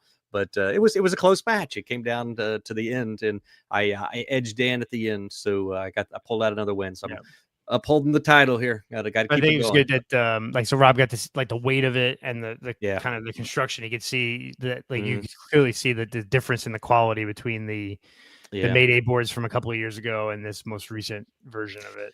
Yeah, I mean, it was definitely nice. Don't get me wrong. I don't own one. I would take one, even of the lower quality ones, and I would enjoy the heck out of it. I enjoy that. I don't know, something with me in that game clicks. I do pretty well with it, and it's just kind of natural. I've hardly ever play, but anyway, even just the cheap boards are good. But yeah, yours was. I think the first thing I asked you was like, did you wax this thing? Because it wasn't lightning fast, but it was clearly faster than the other the older boards that I had played on. So yeah, it was nice. It was cool. A good purchase. Yeah, we're gonna have to bring boards and maybe next game day at Alex's. Sure. I joked about setting up a couple of Crokinole boards on a side table, and just in between games, people go play a game and kind of have like a round robin tournament around the holidays. So it looks like One Mike One Game is throwing his twig in here. Ada's Dream, 2-handed. I love playing games 2-handed. I'll tell you, I played Wingspan 2-handed. That I like playing 2-handed more than I like playing the solo mechanisms. And then Draft and Write Records on Board Game Arena for Mike. I'm in 2 games of drafting right now. It's a great game. The more I'm playing it, it's a lot of fun. Yeah. Yeah, I really enjoyed the teach. Now that I know how to play, I'm in a couple of different games. I know I started one, filled up.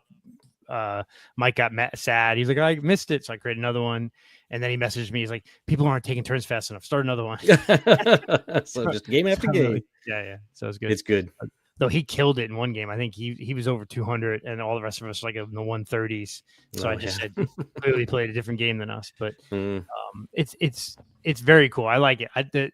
Getting like Mike killed it in the last game because he had a ton of synergies. Where the colors match between the band members. He had that whole bonus board full, the entire thing. So I was like, I'm in a game now, that I think I'm gonna complete it as well. We're coming close to the end, but I think I've only got 2 more to fill in. And sometimes it just clicks. Sometimes that happens. I'm gonna go over 200 points this game, but that doesn't happen. It's 1 out of every 10 for me that I'll run up the score. But yeah, it is, especially in those games when everything comes together and all those colors match up.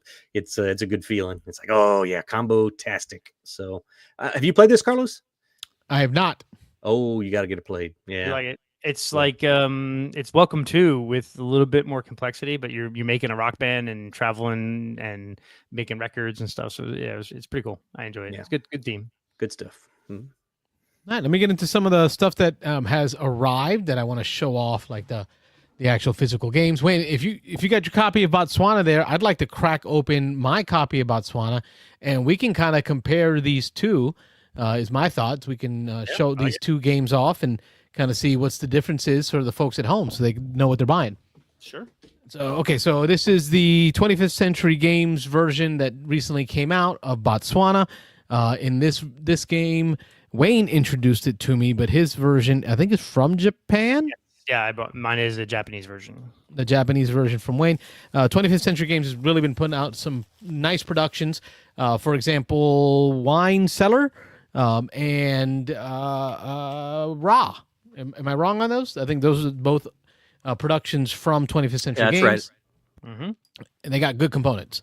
So I'm looking forward to seeing this game. If I remember from Wayne specifically, in this game, it came with a bunch of big wooden meeples and a lot of cards. Like, I think that was the limit of components in the game. Yep, pretty much. Yep.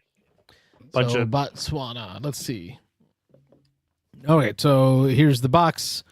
Artwork is different than what I remember. Very small, light rule book. It makes it easy. Score pad. And then we get into the meeples. Oh, look at this. So these look to be screen printed meeples. I got some giraffe. I'm not sure what the plural is for that or what a herd of giraffe are. Giraffe eyes. Giraffe eyes. And then they're screen printed. You saw that, Rob? Real nice screen printing on yeah. these. Yeah, I've played both of these versions. So yeah. Hip eye? No, hippopotami. Slightly different animals too. There are different animals, yeah. Oh, so they went with different creatures too. Yep. Some of them, I think. So meerkats! Look at that. Meerkats, yeah. That's not in the other one. Yeah, there's water buffaloes. Yeah, I have alligators, elephants, water buffalo, giraffe, and lions.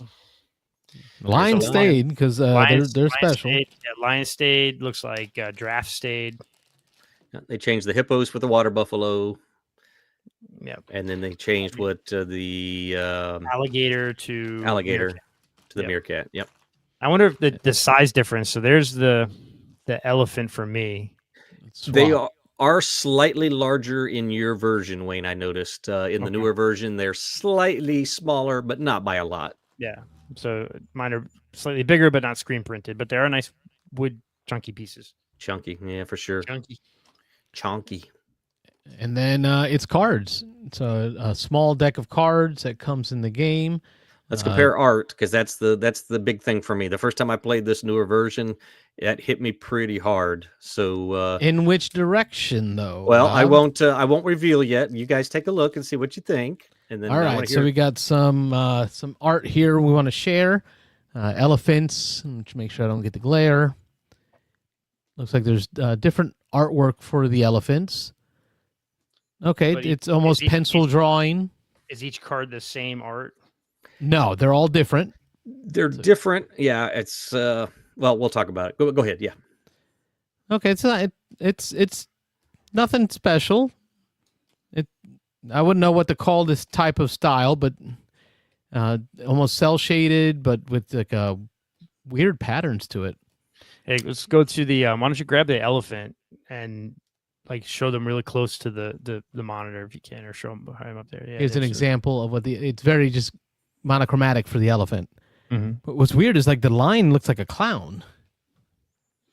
Like he's got a big red nose, A little bit, I like guess. like sad clown. You know, remember in the '80s, everybody had sad clown on the walls.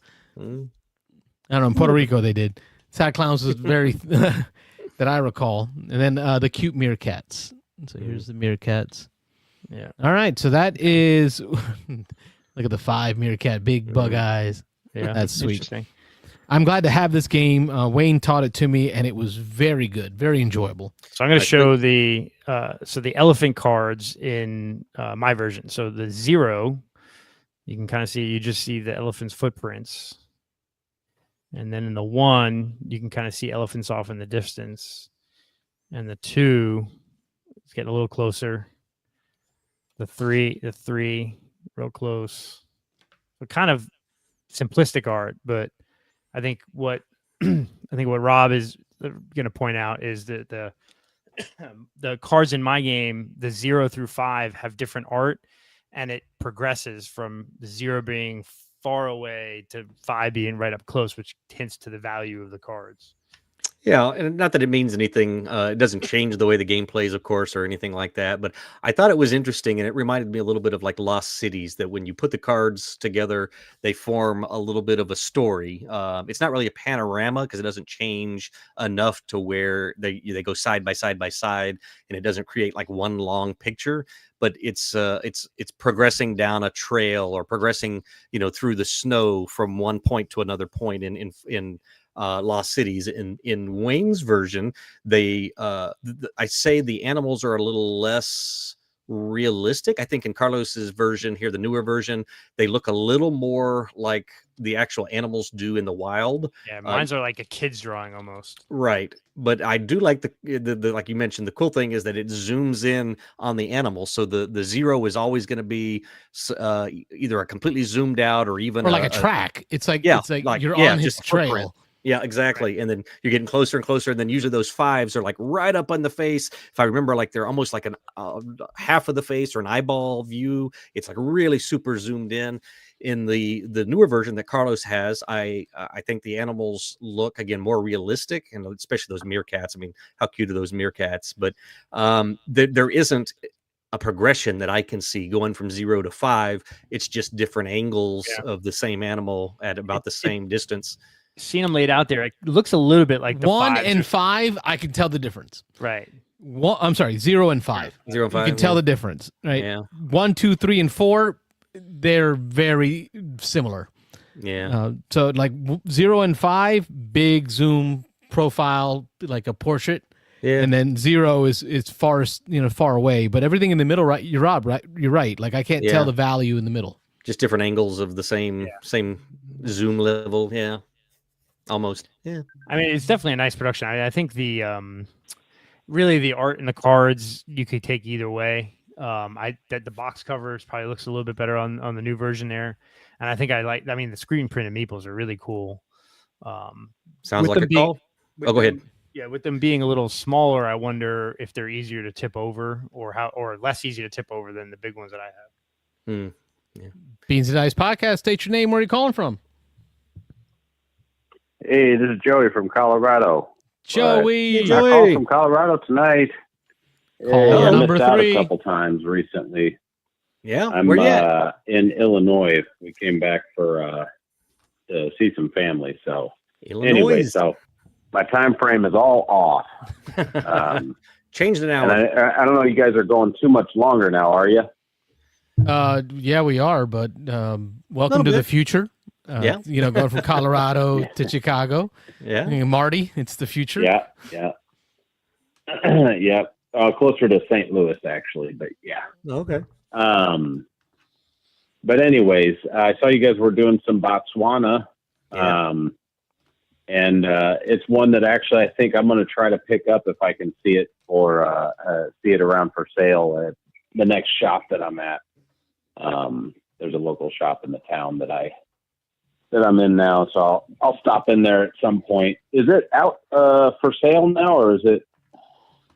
Should be. Yeah, because this one I picked up online, so this one was available online. Oh, okay. Let me ask: have any of y'all had a chance to play it 2-player before? I want to know how well does it play it 2? I played 3 several times, but yeah, I don't think I've ever played 2. No, I haven't. I've actually never played it. Okay. I'll but it report looks back. Good. I think when you take out a certain amount of cards, so it probably works well at 2. It'd probably be more brutal because you're not really when you play a 3 or 4, you may get somebody that you're working kind of with. When you're playing 2-player, it's going to be more brutal for sure because you're going to fight over a couple of the creatures and then you're going to try to tank the other person's. So I think have I heard you guys talk about Scout before? Is there some non-likers of Scout out there in the Beans and Dice?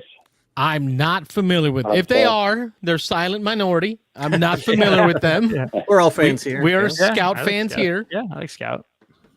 Oh, okay. Have you ever played Scout 2 players? Yes, I have played 2 players with my son at church.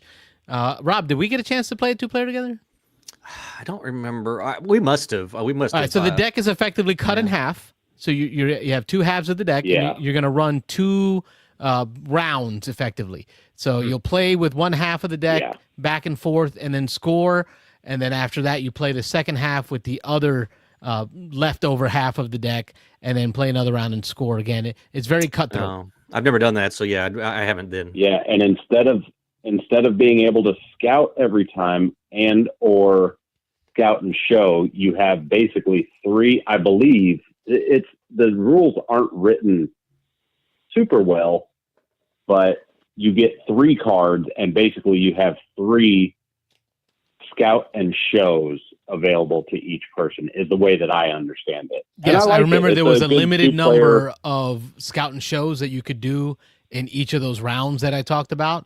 So you have to really decide when you want to use it. You get 3 cards, and but it doesn't state it that way. I wish it would say in the rules you have 3 scout and shows, but it says if you want to scout, you can play a card, and then you can play one of your scout cards or whatever the scout and show cards are, and then you can continue playing.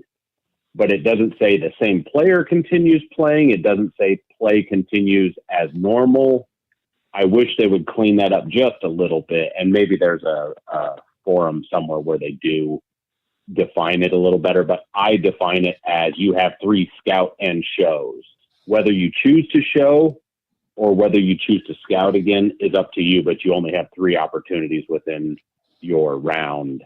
And it's a good 2-player variant, though. I actually play that solo 2-handed. But so anyways, just because you brought up the Botswana. But speaking of Botswana and Reiner, we had a game night last night, and both games were Reiner games. We got Raw played again. And we got this segment is brought to you by 25th Century Games. There you go. What was the other one other than Raw? Enjoying it a lot lately. What was Through the Desert? Through the Desert. Okay, yeah, that was a good one. Which I had never played before, and we only played it once. I would like to play it again, but it was interesting. Is that the new version of Through the Desert? That just. No, this was the old version, which, funny enough, the lady who brought it, I was looking through the box that was hers, and it had the old, remember when they would put the old advertisements in there? It was the Fantasy Flight advertisement booklet. Yeah. Oh, yeah. And I picked it up, and I was telling the people around the table, I was like, this is actually one of my favorite things. I love seeing old advertisements. And it's always fun to see that sort of thing. So that I just wanted to tie that into Reiner, but also I was watching a video one of the dice towers, and they were saying, games that need an expansion. And I wanted to pose that question, but I wanted to, one of them specifically that I have is a single card expansion. And I just wanted to get you guys' thought on it. And I don't know if I brought it up here earlier. Have I brought up Fury of Dracula previously? You've mentioned the game, that it is a game that you enjoy, but okay. I don't remember talking about a one-card expansion to it. No, me either. Yeah, well, Renfield is not a card in the deck as a helper to Dracula, and he's integral to the story. So, anyways, of games that need an expansion, if you had any thoughts on that, but yeah, that's one that needs that singular either promo or expansion or something. Wait, on the count of three, I know we have the same game in our head. All right, ready? 1, 2, 3. Battle of Hoth. Oh yeah. I thought you were with me. That's Too new, but there's going to be expansions to that. I mean, there's going to be. Yeah, they're coming. Mm. Well, I would say, Joey, I'm not a huge fan of expansions right now. I feel like expansions have been letting me down more and more, and they just add unless it's something that fixes something, or is, like you said, a one-card simple thing that you add to a game. I'm struggling to really enjoy expansions today. I'm almost in the same boat as Carlos well, here. Like, I think I don't disagree with that necessarily, but what's funny is what I brought up one of the last times, which was I did repurchase the Feast for Odin expansion, and I ended up playing the game like 4 times within the last week too, and I was really enjoying it. But yeah, I don't disagree with what you're saying. Expansions don't necessarily, they're not essential, particularly unless it fixes something. Or adds more. Yeah, so like Unmatched, the game's so good. It just needs promos, but promos need to be more available after they are promos too, just in my opinion. I think the... there's like one set of 3 cards that's available at SN, and it's like, okay, that's exclusive to a very small amount of people. Do you have one that needs an expansion there, Wayne? Or at least not me. No, I was saying it because everyone that pops in my head has an expansion that made the game better, like Terraforming Mars or Distilled. I'd slightly push back on Battle of Hoth only because it's so new now. Yeah. I think that's a different. Like, I think even Unmatched, Battle of Hoth, those kind of games, they're not really expansions. They're really just additive. Like the next Battle of Hoth is going to be Battle of Naboo or Battle of Kashyyyk. No. You can't give me half of an epic board and not get me like the rules to use it. Yeah. I need that you bought today. 2 copies, so you already have your 2 halves. So you're good. Yeah, but I don't have the rules to play with it. Like, where are my scenarios? Oh, you know the rules. I got to go make my scenarios. All right, scenarios are different than rules. So what's the scenario? You tip. I'm trying to think. I can't really think. Well, and right also, now. Carlos, congrats on the win on White Castle. Oh, wasn't it a 1-point game between us? I remember it being very tight. 3, but it was close. Yeah. Feel free to, like I said, start up another one. With the same timing thing if you want to. Yeah, I put no time. If it's not pressuring you. But, it was great. With Joey, I set no time parameters. So it was just, we just played when we played. It took us like a month, but it was a great, like it was probably one of my favorite setups for White Castle when it comes to the farming locations and the field, training field locations. Like they were so cool. Yeah, it was good. I just couldn't keep up with you, and like I said, I lost hope there halfway through, and then I was like, oh, I might see a ray of light, but I just couldn't. I couldn't pull together those last, several points that I needed to at least tie. But good game, congratulations, and here's to the next one. So I don't want to keep you guys too late. Like I said, we flew into a new city today for our hometown city, so we're at our parents' house. So I just wanted to call in and make sure that I wasn't forgetting about you guys, and I appreciate you taking my call. And sorry I couldn't make it the last couple weeks. No, number 1, we're glad you're okay. That matters. Number 2, enjoy your time with your family. Have a blessed Thanksgiving. And then reach out when you get Thank you. back. Tell Thanks us what to you, games too. you played during that time. Oh, yeah. I'll leave you with this. I brought a couple games, and I brought Celtis, which is criminally overboxed, Castles of Burgundy, and Castle Combo. Nice. And, of course, For Northwood, because that just goes with me everywhere. Oh, I didn't mention that in my twig. I've got like 3 more plays of For Northwood this week alone. It is nice. it is my pocket Nice. game. It goes everywhere I go. I'm almost Yeah, ready it's to not the step end out all of the all baby games, zone. But as far as trick takers go, it plays for a solo game. Man, does it feel like a trick taking game? It feels like you're playing a computerized version of some other game that's a trick taking game. You know, spades or hearts or whatever. I'm almost ready to step out of the base setup because the game provides like a base recommended setup, and then it gets into the random setups, which of course will make the game harder. I've done random, pretty regularly since the beginning, and I'll just deal out one of each suit for my 4 people that help me, and then I just keep dealing out the deck, and I'll deal out 2 of each other suit. So I'll deal out whatever the first card is, and then to the 0 through 7 suit tricks that you need to win.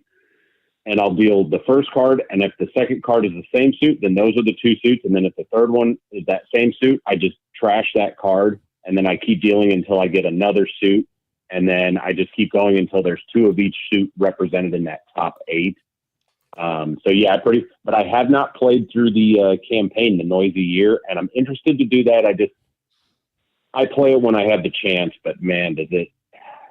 See, that's the thing for me. I struggle with campaign games. Taker, I feel like it. I struggle with campaign games because it's so hard for me to get the group together to keep it going. So like, I don't want to commit to the campaign for Northwood because just getting the group together to play each week is going to be rough. You know, them solo campaigns. Yeah. You never know where you're going to be. You don't even know where I'm going to be. Hey, brother, have a happy Thanksgiving. God bless. Well, happy Thanksgiving, everybody. Have a good day. Thanks for calling. Have a good one. All right. Thank you all for making it a call-in show. That was 3 calls, right? 3 of them tonight. Yeah. Yep. I still got some stuff that came in I really want to go over. Botswana was fun to talk about because that was something that Wayne and I shared. Wayne, you had one too that I wanted to see. Oh, the Clans of Caledonia expansion? Yeah, how you guys doing on time? You got to run? Not really. A little bit. Yeah. So there's the... let me make you big. These... So this is the Kickstarter that came in, and this is a reprint, right? Well, it was either a reprint or just expansion, and the expansion came with a big box. So this box is twice the depth of the original box. So the original box was this size, this way, and length and width. It's twice as big. So anyway, twice as thick, I guess you could say. I don't know, whatever. But it's kind of cool.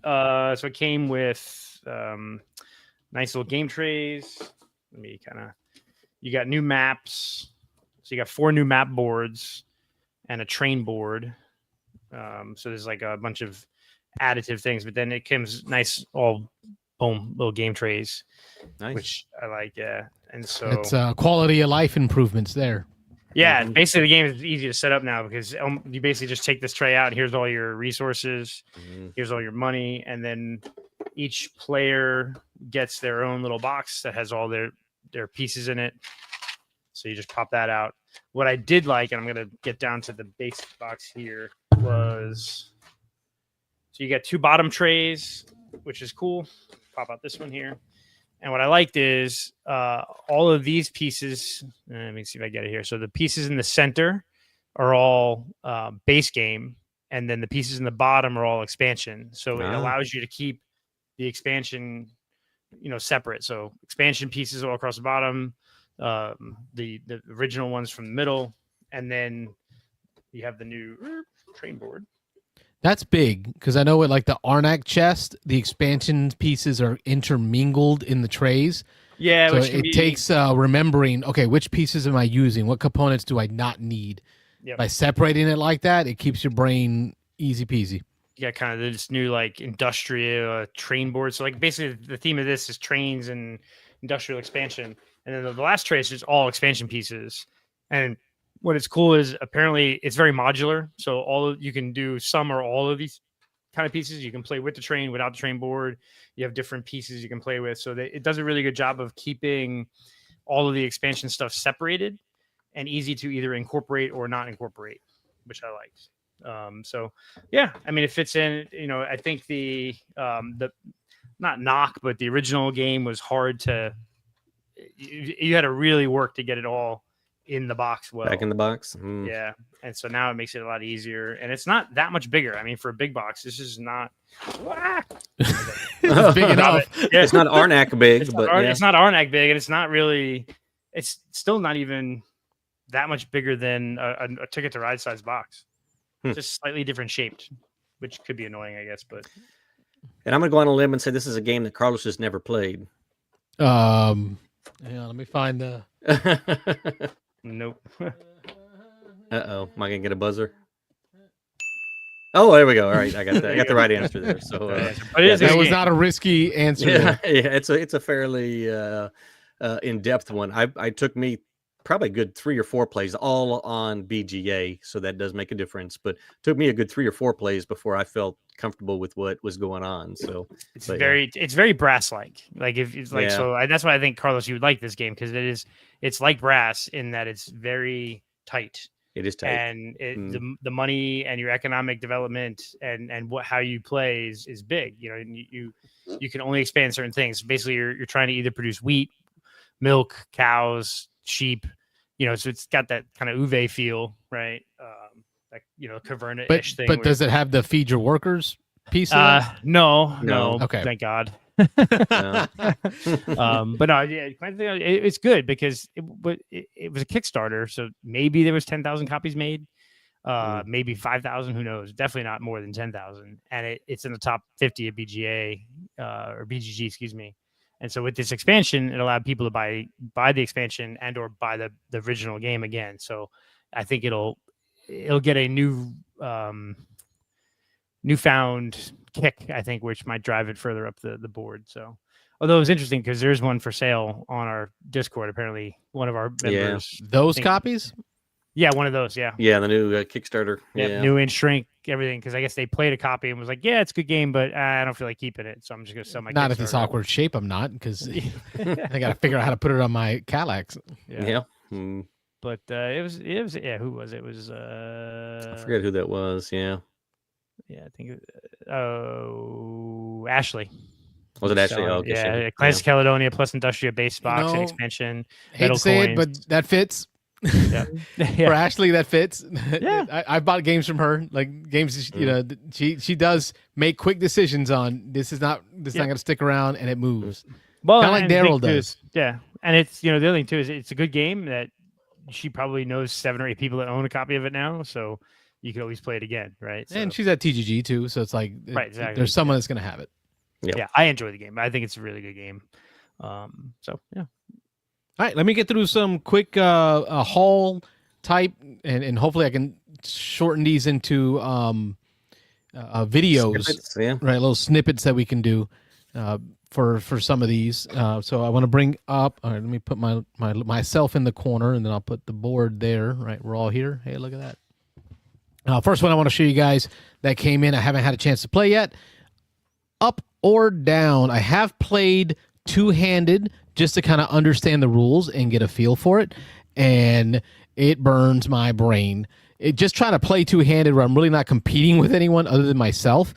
This is hard to get this one right. In up or down, you're making columns based on elevators, and I wanted to show the box and the cards. You can see the box has this kind of like elevator lobby feel to it. I think that's pretty cool.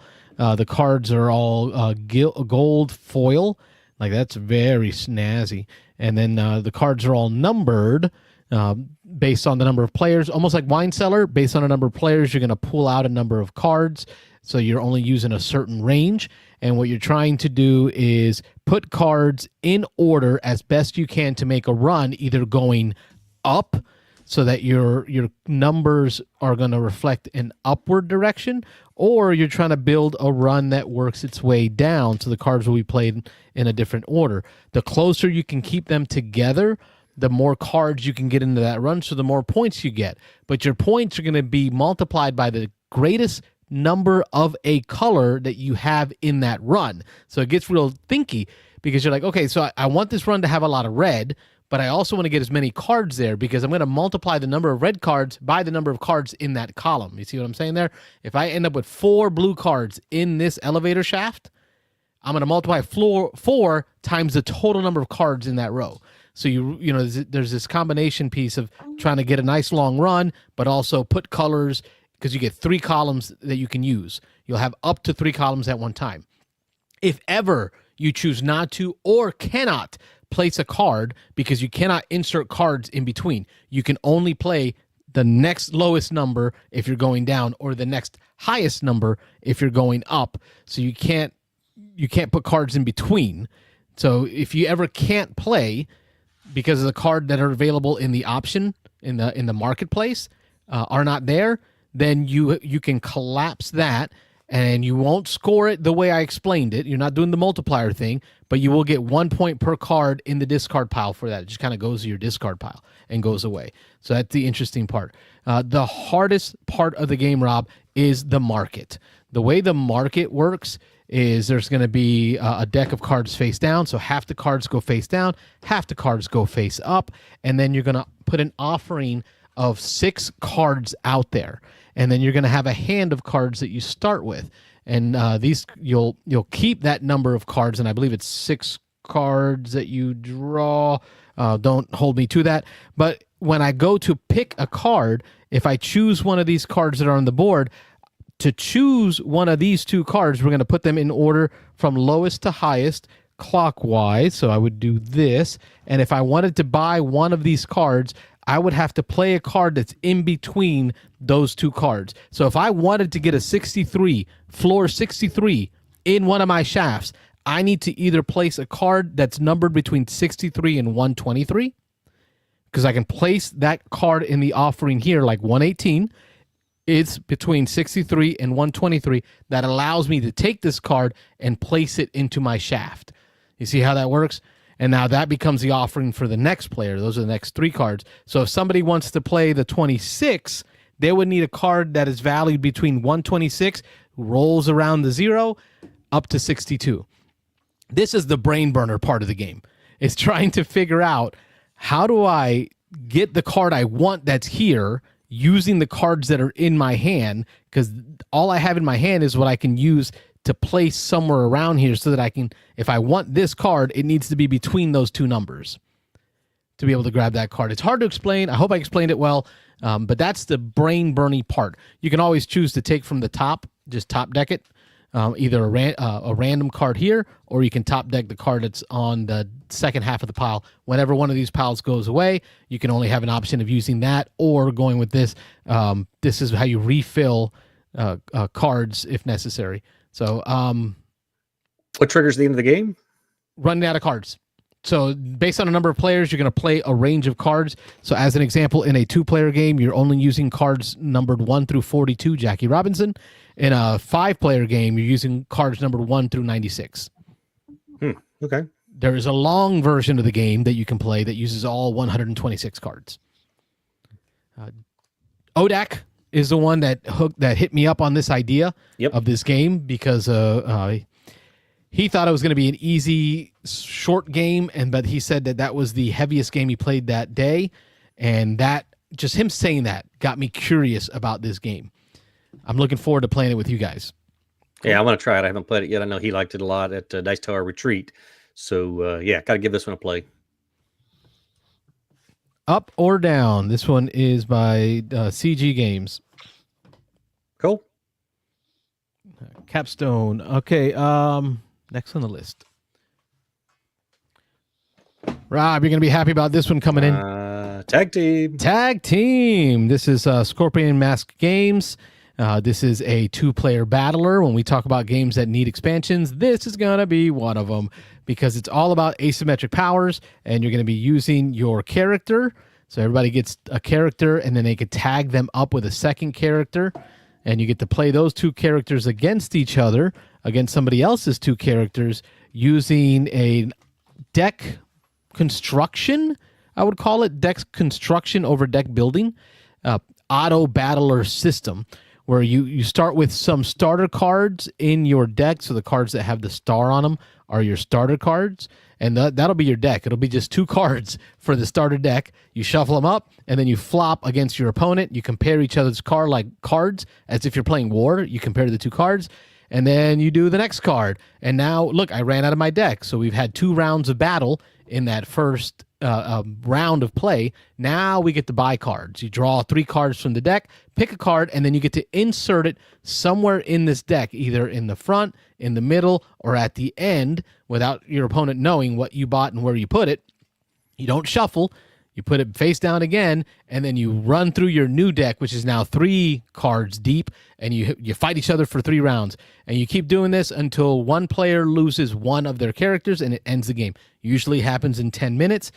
I am enjoying the combo-tastic nature of the characters, where they work together, or if you drafted poorly, work against each other and trying to defeat the opponent. And even if you messed up and didn't draft well or didn't choose well, the games are over in like 10, 15 minutes tops.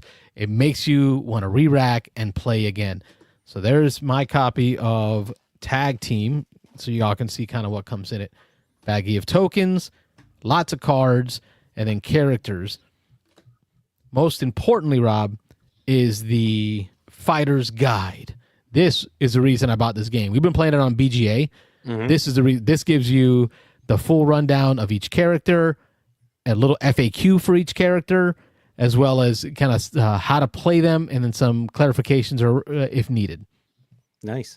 Yeah, I'm enjoying this a lot on BGA. I'm glad. I think it was Chris that invited us to some games of this, and it really hit for me very first play. I was like, wow, this is a good one. So I'm looking forward to playing it in real life, IRL, as the kids say. And I want to see, I'm sure it's going to be just as fun on the table, and maybe even more so when you got somebody that you can poke fun with and go back and forth. Is this only a 2-player game, or is it? It is 2-player only. Okay. 2-player Yep. only. Okay. Mm-hmm. So 4 characters, 2 on each side. Look at that, Rob. That's the ad for the 2026 tag team, which is going to be effectively King Arthur. Yeah, and you can play as Excalibur is one of the characters, I understand, that you can play in the expansion that's coming. And yes, the way I heard it said is it's not so much that it is your character, it's that the character you choose when you tag team it with Excalibur, they're wielding Excalibur. No, sure, yeah, okay. I'm not picturing a sword like dancing around. No, on its own, no. Anyway. So there is a recent haul, folks. Check that one out. Tag Team Scorpion Mask Games. Back again. All right, finally, last one I want to show off before we get super late here. All right, this game just came into me. I learned about this one through the Game Boy Geek. What's his name? King, Rob, right? Yeah. Mm-hmm. Dan King. Dan King. Dan King. Yep. He did a video on baseball card general manager, or GM, and that really piqued my interest because that was my first auto battler I've ever played. And then he mentioned that this is a baseball card version of an auto battler. So I got really interested in this game, and I ordered it. It's a family that made it. Some, I think, 7-8-year-old kid came up with the idea, and Dad helped him figure it out. And this is how it arrived in this just snazzy little tube box here for the game. What you get is a paper rule sheet. It's single-sided, Monopoly style, just black and white piece of paper, because the rules are really, really not that difficult. And then you get a copy sheet you can copy for creating your baseball card lineup. You have to kind of know baseball, because what the rules say is you play based off of the baseball rules. So if you're someone like Rob or I who have an understanding of baseball and how baseball works, because baseball has been very, very good to me, I know these rules of baseball. And you do that, Rob, by setting up this board. I will say, like right off the bat, the feels that I'm getting from this game is Stratomatic Baseball, but very light, very fast auto battler. The coolest part is the way you create your teams. When you're going to pick a batting order using baseball cards, actual real baseball cards that you go out and purchase on your own. Or like I have a binder full of them, and my wife reminded me I've got filing cabinets in the garage with cards from the 80s. We're going to get into the garage this weekend to pull out the Christmas stuff. I'm going to get in there and grab some old cards. And there's different levels you can play it with for complexity's sake. But in the basic game, you're just going to pick 9 players and you're going to put them in the batting order. So like here's, Yadier Molina, right? I would end up putting him batting 9th, of course, because he's a catcher. That's where they belong. Mostly. Over here, he's you got Piazza. Nick Markakis, right? So you got some, this one's for Rob. Throwing out some Orioles for him. Yeah, there you go. These are older cards, too. And then, of course, my man Ben Zobrist, I got his signed baseball. Love the guy. He did bat towards the end of the batting order, kind of a slap hitter.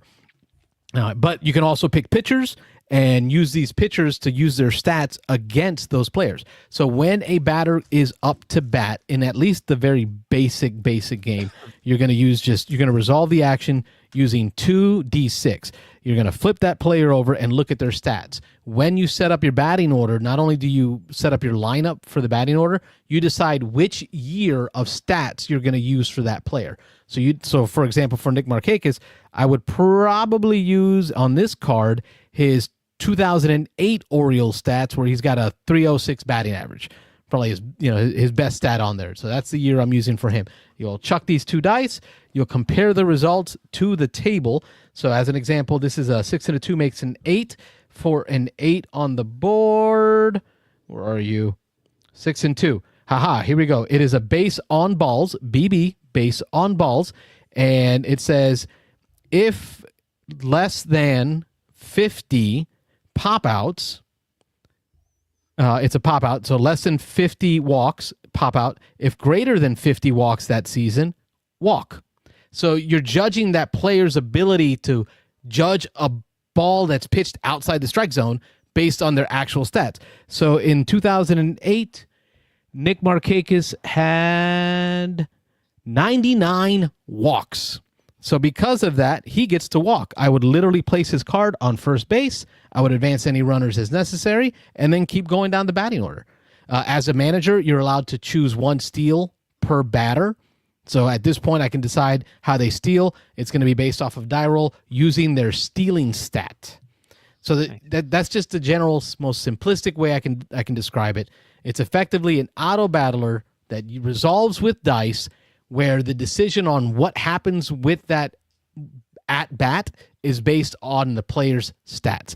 For all those reasons, I scooped it up. Rob Oren has now done 2 videos on this game, which I watched him do a 3-inning playthrough.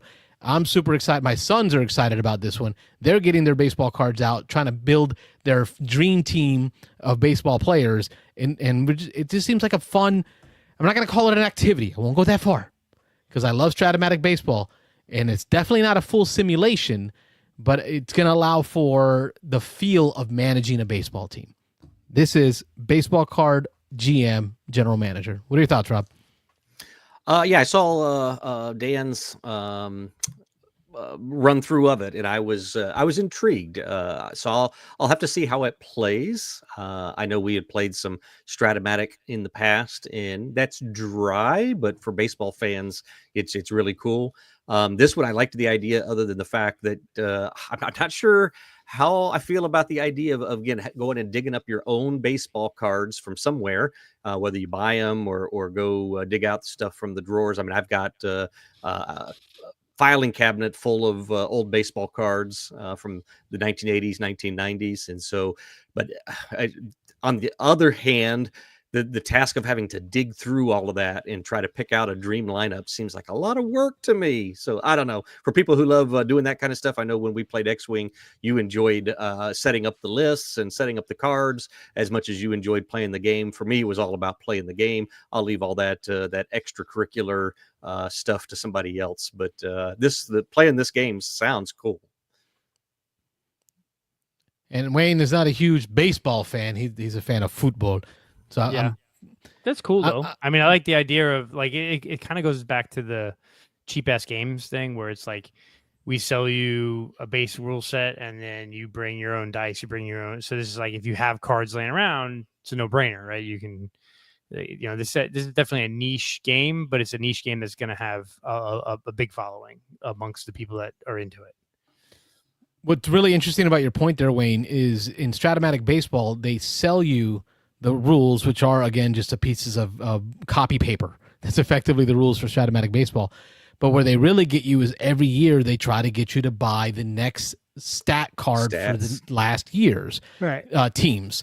Here, I don't need that. I don't need to be beholden to Stratomatic to publish their stat cards. I can use just baseball cards. Yep. So that's where this, I think, will be better for the family. I'm with you on that. A great point. All right, folks, check it out. This is Baseball Card GM. Their website is not in front of me. I will post it in the video. Baseballcardgm.com. Look at that. Baseballcardgm.com is where I picked it up. Super fast shipping. I got it. I picked it up, ordered it, and got it within like a week. So they must be shipping straight from their home or something. It's a family that made this. Great story on their website. Check it out. Very cool. All right. That is me. That's everything I got. OGG stuff? Or kick that to next week. Okay. Kick that to next week. Getting late. Yeah. Almost 11:30 here. Already? Yeah.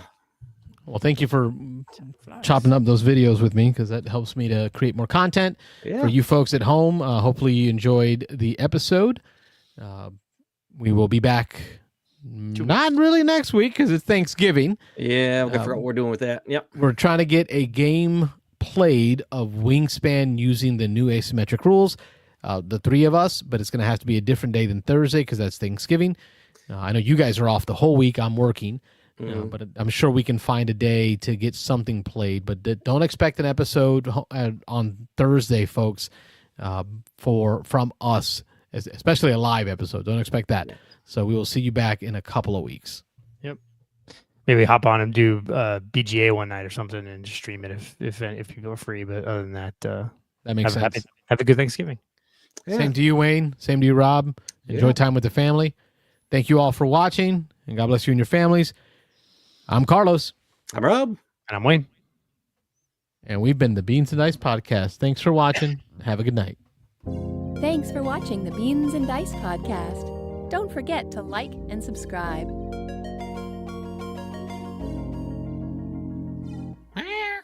Should I